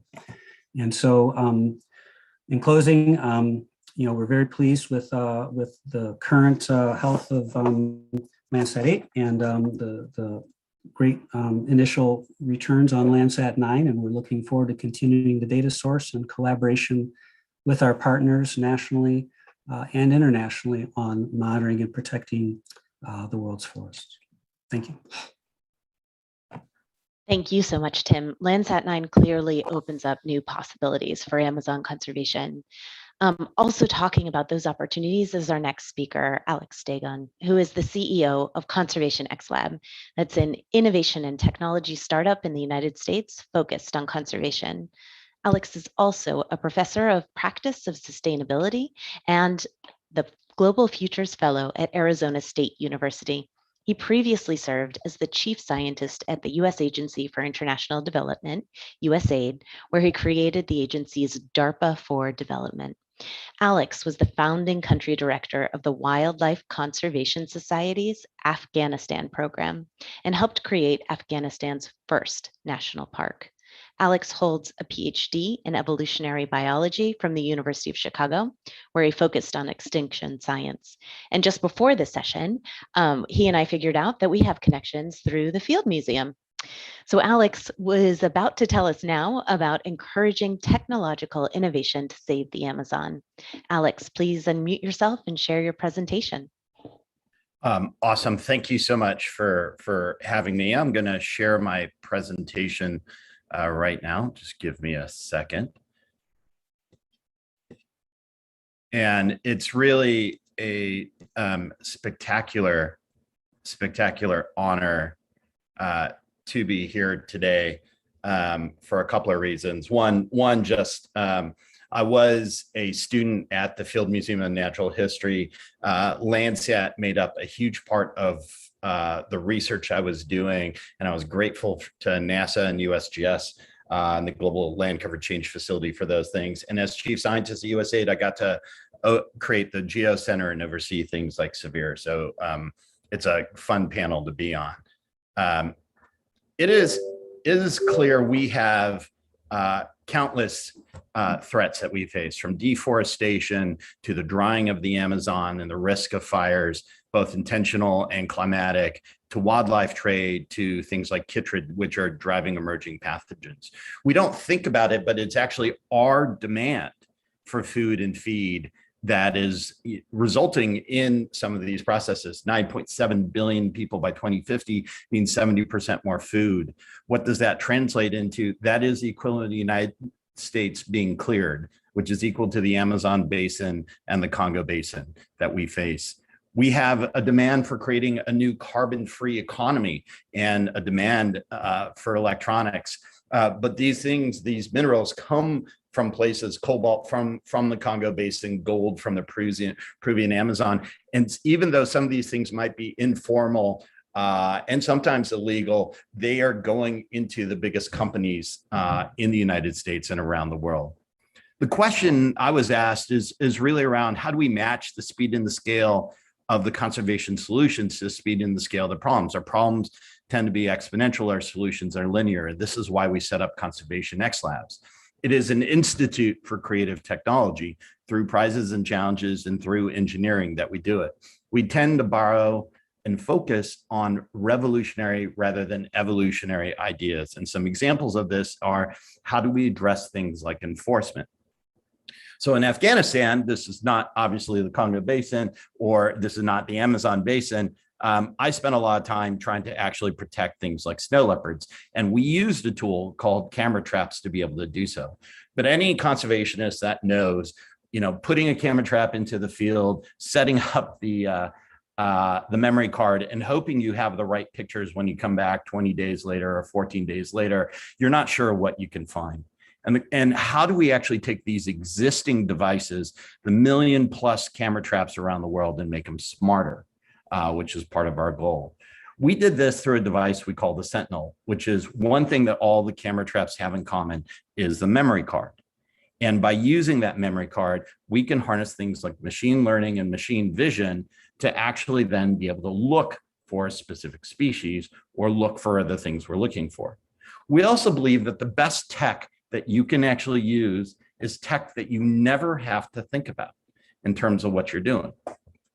And that means creating a model marketplace that works like an app store that allows you to use an existing model that people have created or actually create custom models based on the 21 million image library that we have for being able to put into your systems and upload over the air. You shouldn't have to know how to program or how to engineer these devices to be able to use them. We also think the idea of having an online dashboard that allows you to understand what's going on and aggregate the information across the systems is going to be really important. And with these things, we can look for things like species, diseases, environmental crime, and behavior in real time rather than 30 days later, including in low connectivity areas. We've also developed a device to work with molecular tools, the nucleic acid barcode identification tool. This is based on something we wanted to tap into, this effort called the International Barcode of Life that has essentially found short sequences that correspond to species for about 700,000 species. People have created the library, but they had not created the reader. And generally what people have done in the past is they required expertise like this, expensive labs, reagents, continuous power, well-trained people. But the idea that we had is, what if something like this could work for someone like my son? How do you actually democratize molecular tech and bring it to the front lines? And that is what we have been developing, which is a real-time diagnostic for anyone, anywhere, at any time. And in fact, we think that we can borrow from the PlayStation model or the game console model to actually open up the test development kits similar to what we do in software, allow other people to make tests for the device based on the species that they're looking for. Our original hypothesis is to be able to address problems like timber trafficking, seafood fraud, and invasive species. We are also looking at how do we actually prevent the next pandemics and detect spillover in the field. Another major tool that we use are prizes and challenges. And one of the most important prizes that we should actually be talking about here is the Artisanal Mining Grand Challenge, which is focused on the Amazon and artisanally mined gold, which closes in about 20 days. So pay attention. But this is a major problem. As we said, there are somewhere between 40 to 100 million people that are in artisanal mining generally, 15 million people that specifically use ASGM as a way of getting out of extreme poverty. We lose significant amounts of forest because of this. This is the #1 source of mercury emissions in the world, and it's driven up by uncertainty, inflation, and the price of gold. We are looking for solutions that help prevent, remediate, restore impacts from artisanal scale mining, calling upon innovators across the Amazon basin and the world to help us to improve responsible supply chains and increase transparency, and to help with the formalization of the sector. Because even though this practice is informal, sometimes illegal, unorganized, it is getting into the biggest companies in the world. So why not try to ameliorate the problem? And given its importance to economic development, we need to find a way to actually make it work rather than doing bans that may not work. One of the things that's interesting about the challenge is it's not just an ideation challenge, but we involve components that involve testing, scaling up the new technologies, helping the innovators, and actually working with the governments to make them aware of these innovations and how effective they are. Finally, for the Amazon basin, and this is a question I was really asked to talk about, is how do we actually build an innovation ecosystem? How do we generate more and better ideas to take on the problems of extinction? I think it is clear Silicon Valley does a really great job of being able to create a better dinner app. But what we need is the equivalent of an innovation ecosystem that solves the biggest challenges that we face. And that means transforming how we do our educations and ways and the career paths that work for conservation, which means broadening conservation itself and having transdisciplinary solution making. It means thinking about how industry helps with the development of technology, both in terms of incentivizing that development, as well as using dual use technologies that can be applied not only for a specific industry, but could be applied to conservation and open sourcing it. It means investment. Things like venture impact, high risk, high reward, high impact. And it means being able to having government to de-risk private sector investments and ventures and have clear, consistent public policies and end market distorting subsidies. Finally, the NGOs can actually help us enable the voice and participation of vulnerable populations, help us actually understand the problems, and can actually incubate early stage R&D to help with the development of these technologies. We need new people, new disciplines, new communities to make up conservation, because the existing community for the last 36 years has not been able to solve these problems. And we need to fundamentally transform conservation training. And this was one of the things Conservation X Labs has been trying to do, is create open source models of creating what the future of conservation training should be about. To close, right, we have put, and the folks from USGS and NASA and Jet Propulsion Lab know this, multiple Volkswagen-sized rovers on the surface of Mars. We, for the first time ever, as a species, actually flew a drone on another planet. If we have the ability to do this, if we have the ability to explore these other places, why don't we have and apply this incredible ingenuity, entrepreneurship, and technology to saving the planet we have now? Thank you. Alex, that is such a good point and such an important way to end, to ask those questions about what we can do with the technology we have and what more we can produce for something as critical as conserving the Amazon and all the peoples within it.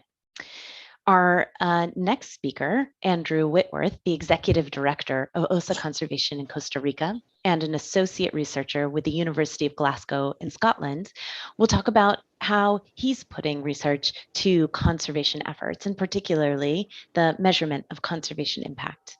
Andy is a tropical biologist with over 10 years of experience with nonprofits and academic institutions. He started his career wrangling snakes and using camera traps to film elusive wildlife, and he completed his doctorate degree at the University of Glasgow, where he studied the conservation and biodiversity value of regenerating tropical forest systems. As the Executive Director of OSA Conservation, Andy is building programs from the ground up, utilizing conservation technologies to reduce hunting pressure, restore wildlife habitat and species, and increase the conservation focus of marine ecosystems. Andy is going to tell us today about innovative case studies from the Western Amazon, Conservation Technology Hub at Los Amigos. Andy, please unmute yourself and share your presentation. Okay, thank you very much, Amy. Can you see my presentation okay? It looks great. Super. Okay, so I'm actually representing a group of scientists and conservation practitioners working in a case study landscape to think about how we can use technology in a reserve owned, managed and operated by ACCA. And I'm going to talk today about how we're using this place as a test bed for these conservation technologies in tropical wilderness. So first of all, I just want to introduce the consortium so you can see through these beautiful blue-green logos, which seems to be the trend for conservation and environmental organizations. This is a huge group of universities, NGOs, and supporters that are thinking about this technology consortium and this hub and the suite of questions that we want to actually address. So you can see there, obviously, Alex, who's just spoken, is a key part of that technology hub. And what we're trying to put our brains to is thinking about this 140,000 hectare concession, Los Amigos. And we're asking ourselves, how much do we really know about this Amazonian wilderness? And if we just use Los Amigos as a case study for any kind of national park in the Amazon region, which is really a great wilderness. And the reality is that we know very little. Maybe we understand a little bit in terms of some species lists, but we don't know a lot about how the system's actually functioning, how species are adapting to change. You can see the emergence of the gold mining on the main river stretch there. And we don't know how that's affecting our protected area systems and national parks. So we're using Los Amigos as a case study to ask those kind of questions. And what we're really interested in is how conservation technologies can help with discovery of processes and functions, new species, things that we still don't know in these incredible habitats in tropical wilderness. And then how are we going to monitor them? How are we going to understand what the biodiversity is telling us about how it changes over time? And then ultimately using that discovery and monitoring to help us with our protection. And we've heard a lot today about how we can use, I would say, imagery from above about how we can monitor what's going on. But I'm going to get a little bit into the weeds and quickly give you an overview of what the technology group is actually looking into. And then I'm going to go into some detailed case studies. But what's generally involved is that we're interested in the very cutting edge of wildlife tracking and telemetry systems, and looking at large-scale camera traps, networks that Alex was mentioning in his last presentation, and then looking at how we can move those technologies into real-time information systems and building the processes and the pipeline to give us near real-time information. And then part of the discovery is to look at these kind of insects like the dung beetles or the flies and look at the DNA carried within those insects to tell us about what are the animals they might have been feeding on. So new barcoding techniques. And then we're looking at the development of those two tools. So we're working with one engineer from National Geographic working on building the world's smallest camera trap. And as Alex just told, the incredible Sentinel device that can turn those camera traps into edge-based artificial intelligence units. And then obviously working through aerial surveillance, through thermal imagery, LiDAR technology. And I just want to mention one technological application that Barbara mentioned earlier that would be super useful is to be able to identify those giant machinery that get hidden under the canopy.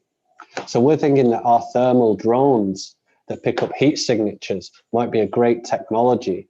If those machines have been used recently, we could potentially pick out those thermal signatures through broken canopy. So there's a great technology, Barbara, that hopefully we can see if that can work and answer that challenge that you were alluding to.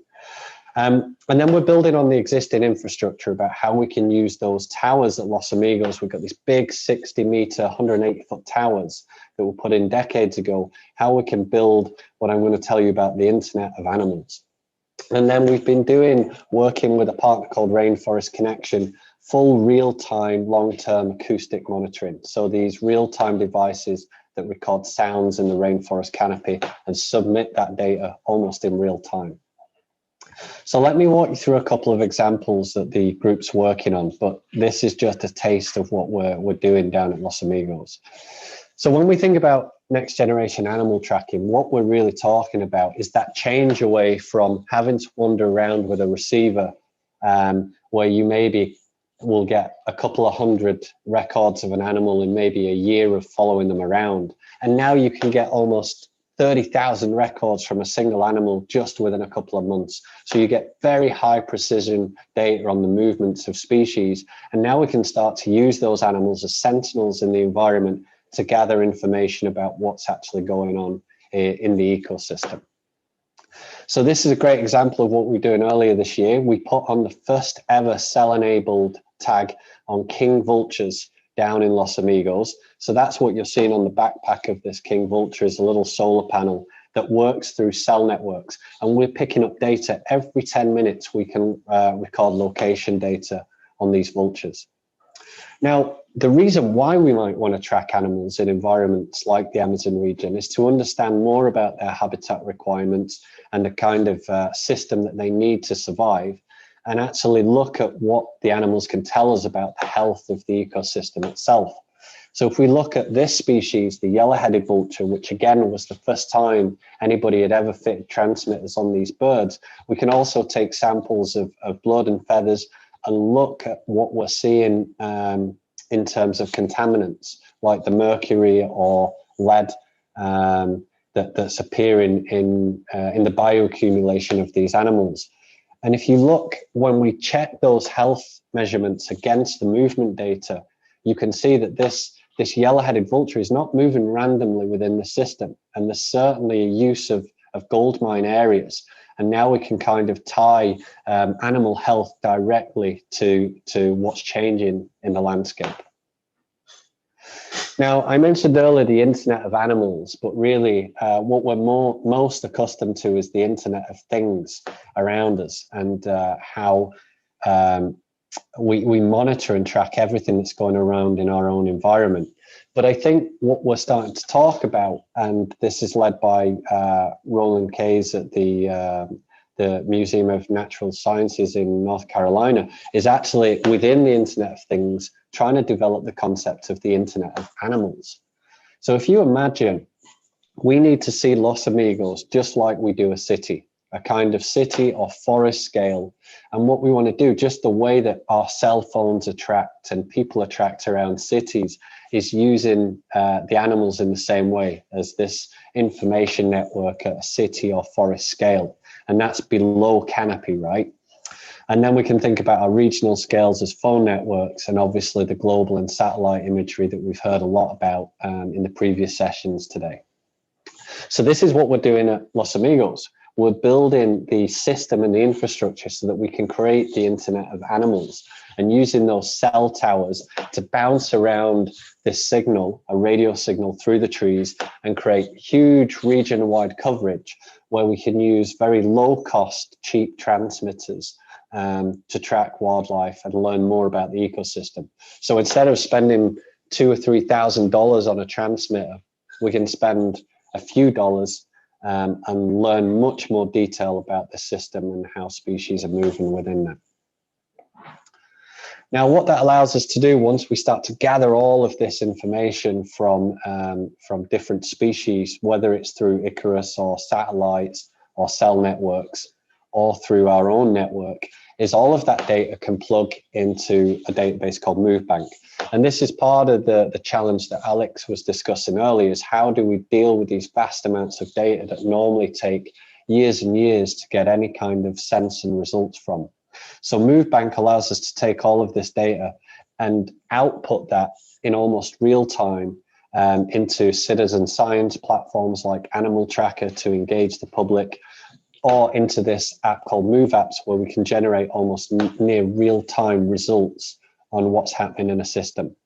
So you can see we can get output reports almost immediately on how the power of the systems are working and the movement data of the wildlife. So here's an example of a migration mapping project with species, and the outputs very quickly in almost real time can tell us about migration routes of species and priority areas. And we can apply this to species in the Amazon. Now, a quick second example, Alex touched upon this, is how do we deal with large volumes of information, for example, from camera traps. Now, usually it would have been impossible for me to run 400 camera traps. I'd be lucky if I can run 30, and it might take me a year just to deal with that data and information after we'd set them up. But what we're doing is our team is installing 400 camera traps within this concession. And we're using a pipeline software called Wildlife Insights. Now, this has only gone live about 3 months ago to the public, and anybody can manage their project through this system. So our team actually works in the field to upload data. And this program, in real time as the data is being uploaded, identifies species. And you can see the program has identified that jaguar in real time, and Rosil's uploading the data from the field. And then these pictures get processed immediately, all the blanks removed, the species identified, and that allows us to do real-time analytics and find out what's going on with that system. And you can see very quickly, you start to see species counts and reports of what's going on, and you can analyze these huge, vast amounts of information. And that's part of the key of what we need to do, is to build the pipelines and have working examples like this system at Los Amigos that we can recreate in national parks to achieve monitoring and understand our national park health and for the species below the canopy at scale. And I do want to say a huge thanks and highlight the work of ACCA's team working on developing techniques to actually understand logging and human encroachment activities. And so they're very helpful in helping us design our projects and use the reserve and highlight and detect infringing areas within the concession. And they've developed a whole suite of tools, like some of those that we've heard about today, where they train data models, they ground truth with the rangers on the ground, and are building very complex predictive models of where small scale logging can actually be identified. And so it's a very powerful group of people tackling some complex challenges to build a real ground working model for the application of all these conservation technologies. So thank you very much. And we're supported by Gordon and Betty Moore Foundation. And I'd like to say a huge thanks to ACCA for having us and putting on this event and the opportunity to share this with you all.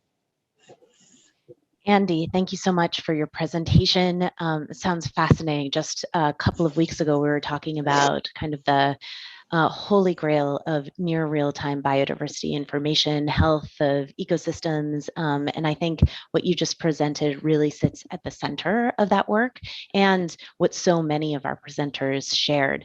I can see coming right now and in the near future, huge advances in the way that we're conducting conservation. And in the questions that we're receiving in the chat, via live stream, many of you have ideas and questions for those who have presented so far. We will have that Q&A in just a few minutes. First, I wanted to introduce our kind of synthesis speaker, Adrian Forsyth. Adrian is a captivating nature writer, world-renowned conservationist, sage advisor to philanthropies, and one of my personal mentors. Adrian is the founder of Amazon Conservation in both the US and in Peru. And he also founded the Andes Amazon Fund and OSA Conservation in Costa Rica. Adrian holds a PhD in tropical ecology and has 50 years of experience in the Andes Amazon region, starting when he was 2. He is currently a strategic advisor to the Gordon and Betty Moore Foundation and the Andes Amazon Fund. He has supported his lifelong fieldwork by serving as a university professor, professional conservationist, and international consultant. He's also authored numerous books and articles in scientific and popular media. Without further ado, Adrian, please take it away. And after that, we'll have questions and answers. Thank you, Amy. So it's customary at the end of one of these mini symposium for someone to step back and either do a synthesis of what is being said. I won't do that. Or to try and reflect on the big picture that embodies what has been said. And that's what I'll try and do by stepping back those 50 years. 50 years ago, I was a student first experiencing the Amazon by netting fish in the Várzea in the Peruvian Amazon, where it meets Colombia and Brazil. And I tried to put myself back 50 years and think of what I imagined the future of the Amazon would be, and what role conservation technology might play. I didn't think very long about that because conservation technology did not exist. We did not have calculators that could do basic arithmetic. We had a compass and a notebook. And it made me reflect on something that E.O. Wilson, who was my wise doctoral advisor, said. He said it's always useful to put yourself in the shoes of being a Martian zoologist or some other extraterrestrial intelligent being looking down at our species, and what would you observe? And if you think of someone observing our trajectory from being a small inconspicuous hominid in the trees and savannas of Africa to where we are now, you realize that the original humans had no conception of where humans and human civilization would go. Just in the same way that 50 years ago, I had no conception of where biology, conservation, and the Amazon would go. An attempt to look at its future. It must be feeling a very strange mix of horror and fear on one hand, and intense hope and optimism on the other hand. And that would be true.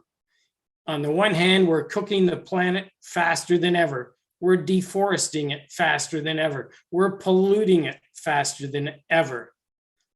And yet, the only thing that is growing faster than the destruction that we're wreaking on the planet that Alex met is the source of our hope and optimism, and that's our collective intelligence. We're gaining this collective intelligence about our impact and how the planet works, how it's put together, the way Andy talked about, through wise use of conservation technology. The stuff that is happening today would have been the source of science fiction when I started looking at the Amazon. In fact, it wouldn't have even been covered by science fiction because people are doing things now that was unimaginable 50 years ago. And that's why I think that if you're having a dark day and you think that all conservation is doing is marginally slowing down the destruction and that we'll hit the tipping point at some point anyways, we're just impeding it slightly. I think you have to reflect on the fact that conservation and technology and collective intelligence is probably growing faster than the destruction is. And that if you think 50 years ahead from now, you can't actually imagine whether things are going to get worse or things are going to get suddenly better.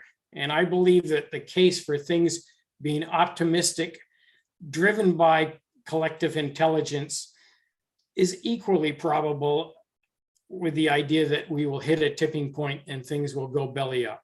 So I just want to leave people with that idea, is that the future is very unpredictable. And if you look in the short term, the indicators are bad. But if you look in the long term, the indicators are good.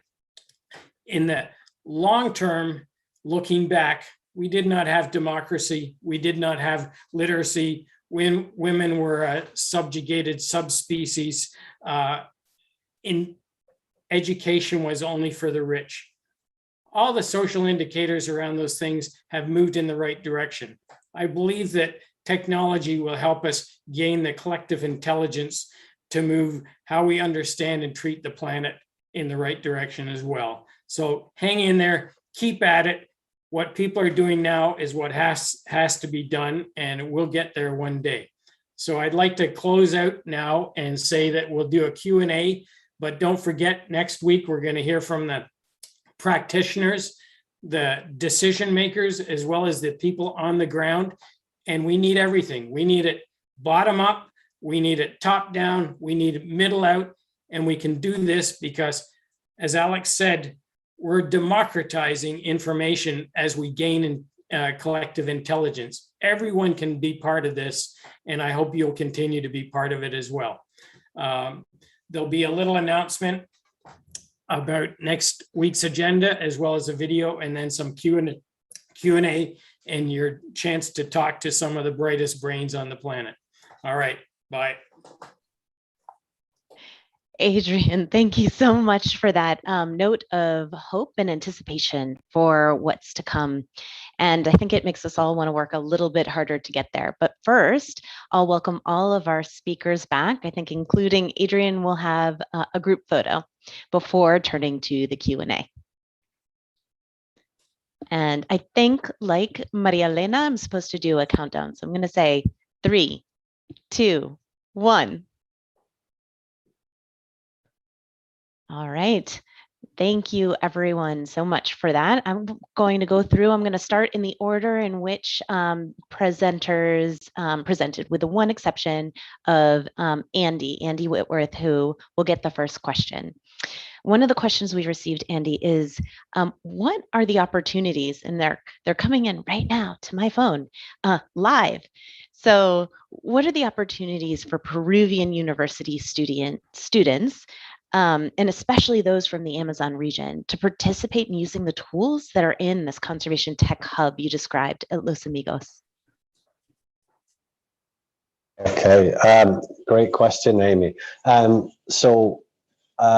I would suggest that my contact details are available, and I'm happy to field inquiries from either people listening and kind of point people in the right direction to members of our consortium that are interested in specific technologies. But I think generally we need to encourage more students from universities, particularly around Cusco and Madre de Dios, to get more time in the field. And part of that is how we need to think more about supporting these kind of tropical wilderness field stations. It's a constant challenge. I've worked in field stations now in the tropics for the past 10 years, and it's a constant challenge for them to survive. And we actually need to find better support and long-term funding to keep stations open so that they can host people to actually get into these habitats where we need to try and test these technologies.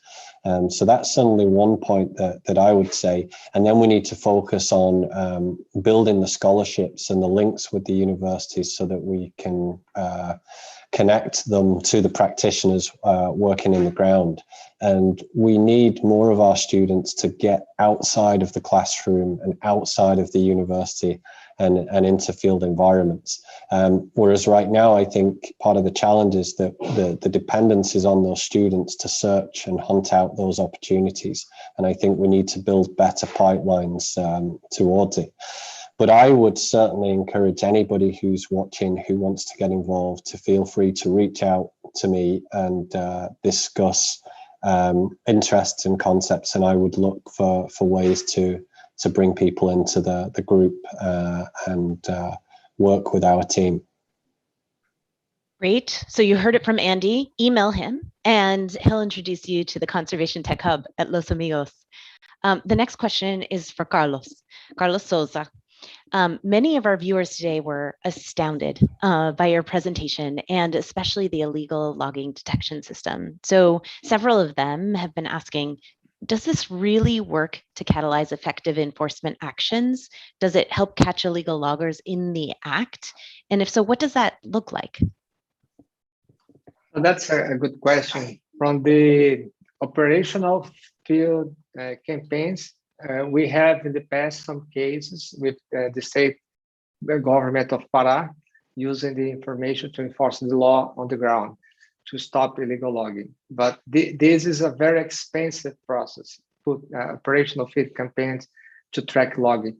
So what we expect to see in terms of progress is to work at the court level, because there are too many cases already in the hands of the judge in Brazil. And then we expect that the initial cases that had considered satellite imagery as a proof of illegal logging to scale.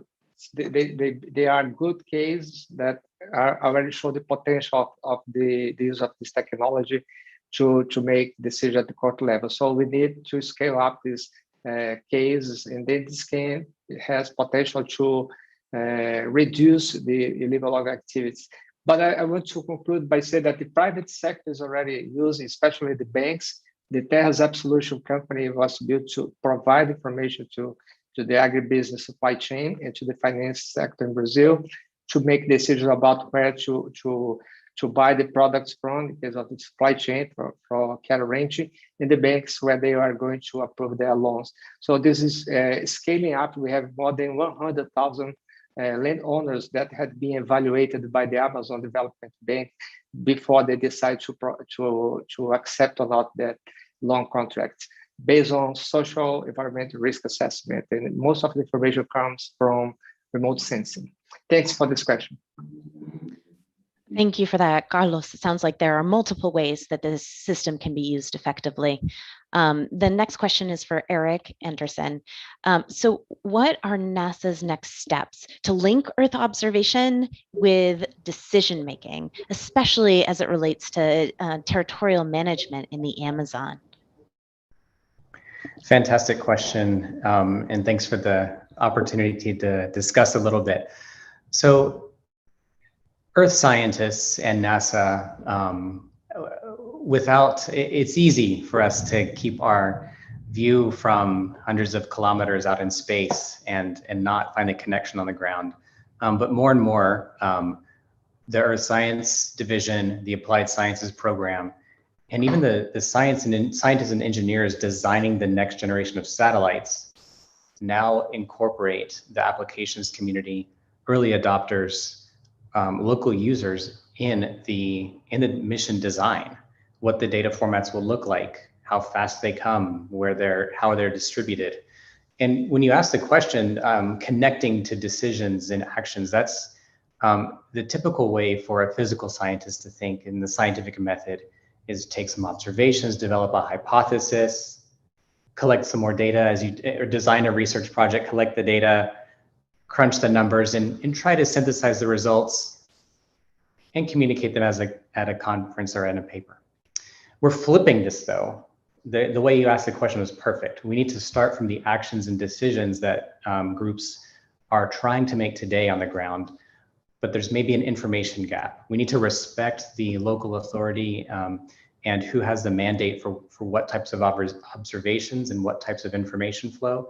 So we do that with stakeholder mapping, and we rely on expertise on organizations like ACCA on the ground who understand the players in the region. Ultimately, this improves the science questions we ask for the next generations of satellites. So thanks again for the question and an opportunity to share our thoughts.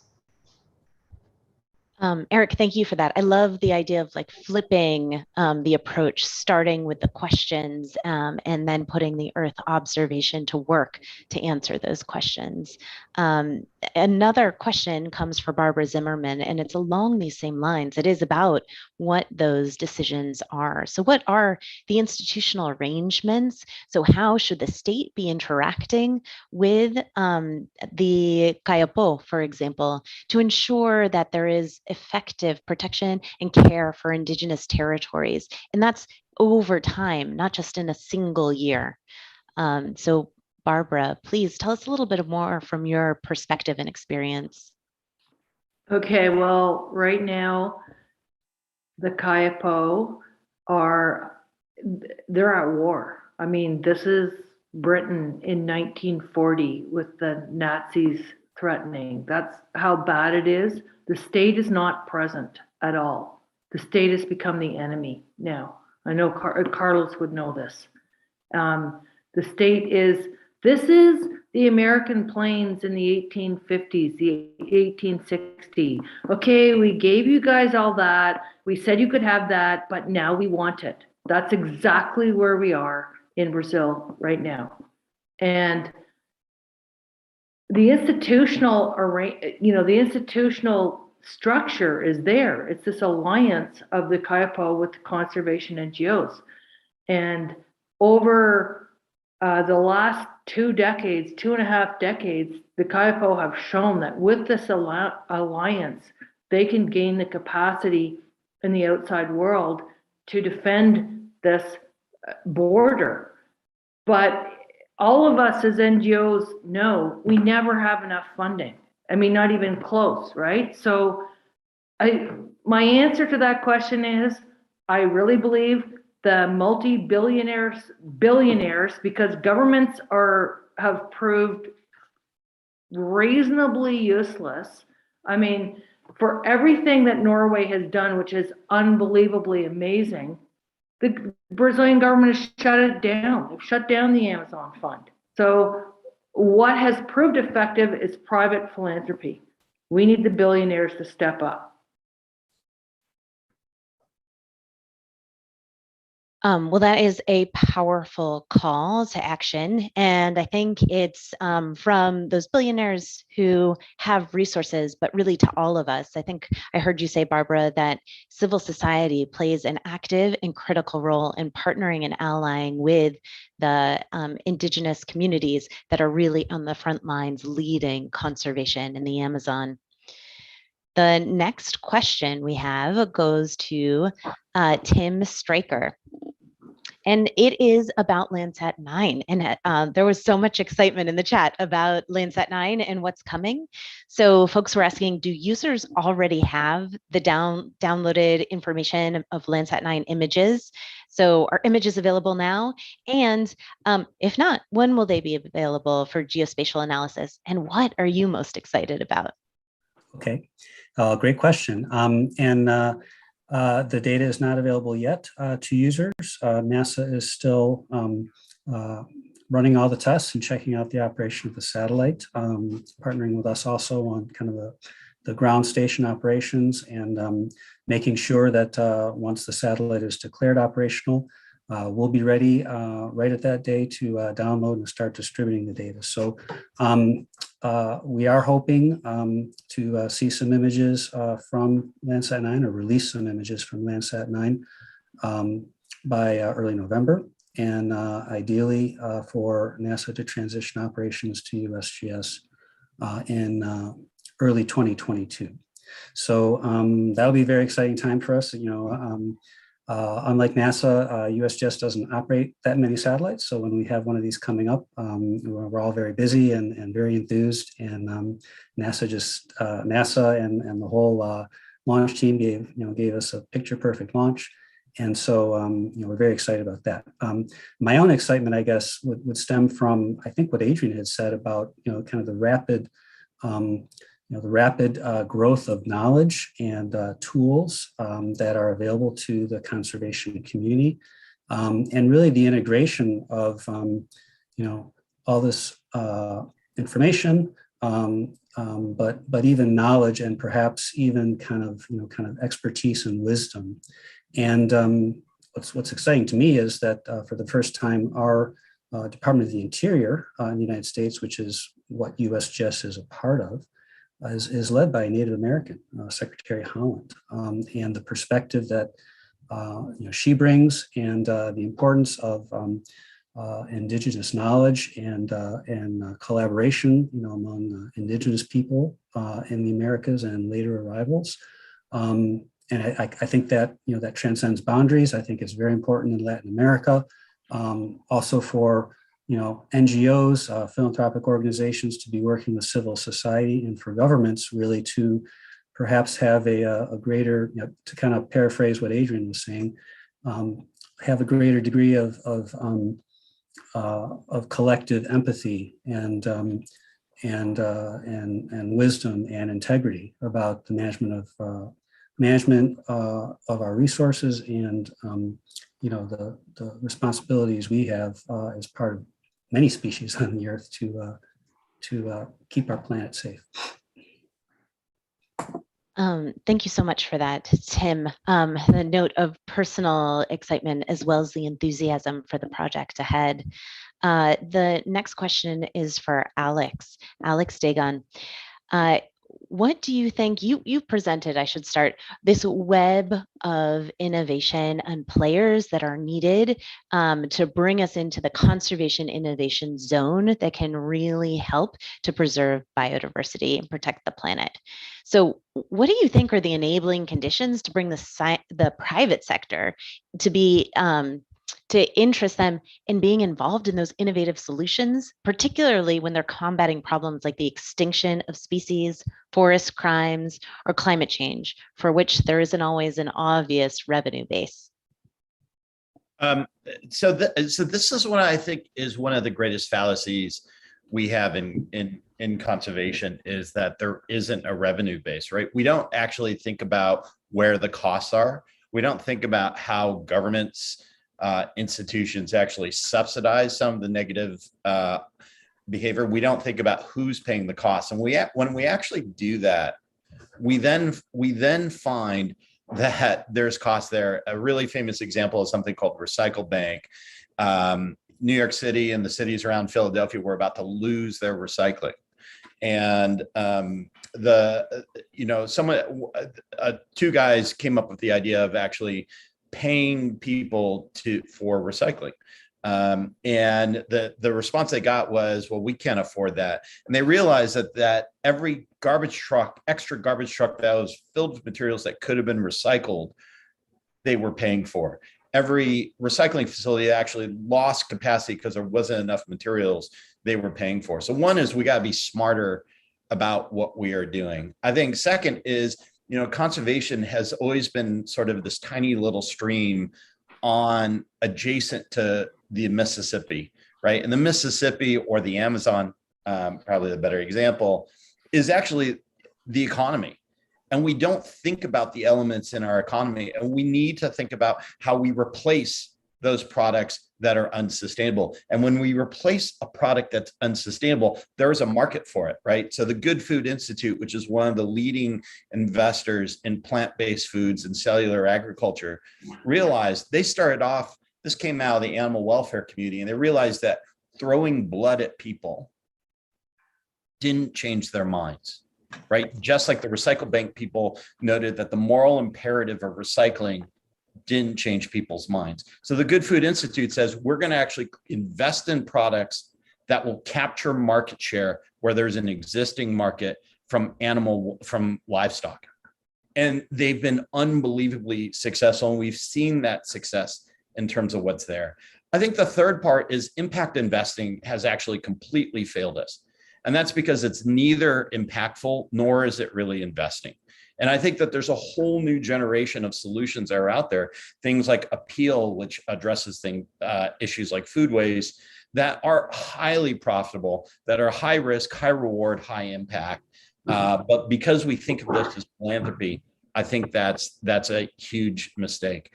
I think finally, we need to train a whole new generation of people into conservation fundamentally differently, right? And it's not just a conservation school like the one I used to teach at Duke, but it's thinking about how you use the whole of the university. You're thinking about problem-oriented education, experiential education. You're bringing together fields like engineering, like economics, like behavioral science, and you're using those things to create the next generation of innovators and entrepreneurs that are not just monitoring the problems, but coming up with the solutions that take away the fundamental demand for things that destroy the Amazon and other places on Earth. Thank you, Alex. It's a good point. There's a fallacy there. There really are hidden costs that, once uncovered, make a lot of this effort worthwhile, even for the private sector. We have one final question for all of you today, and it goes to Adrian Forsyth.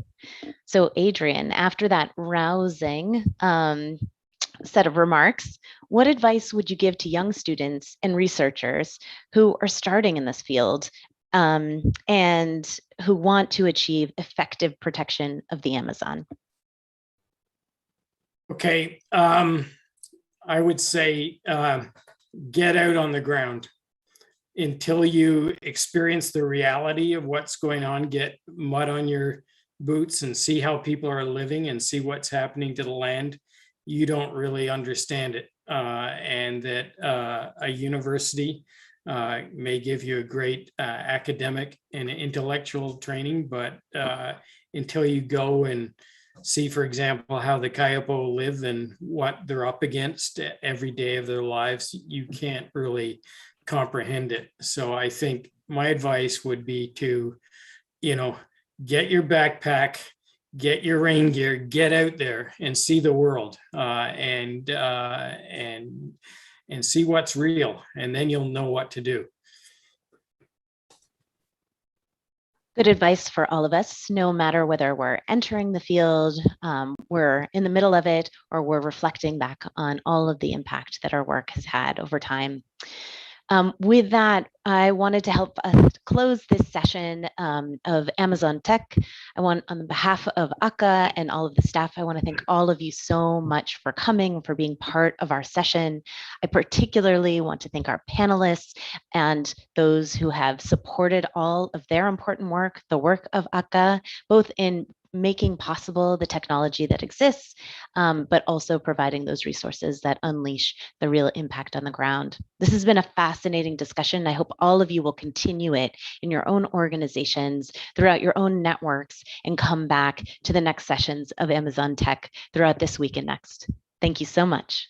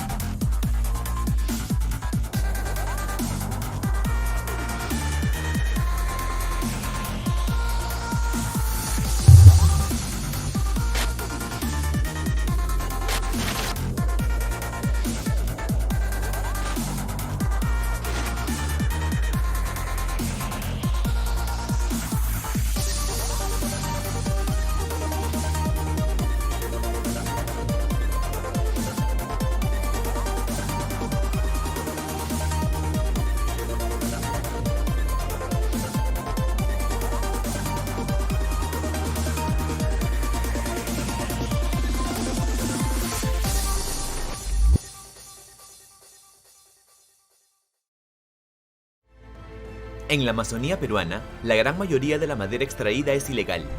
La tala ilegal está asociada al crimen organizado, corrupción e impunidad. Es tiempo de actuar.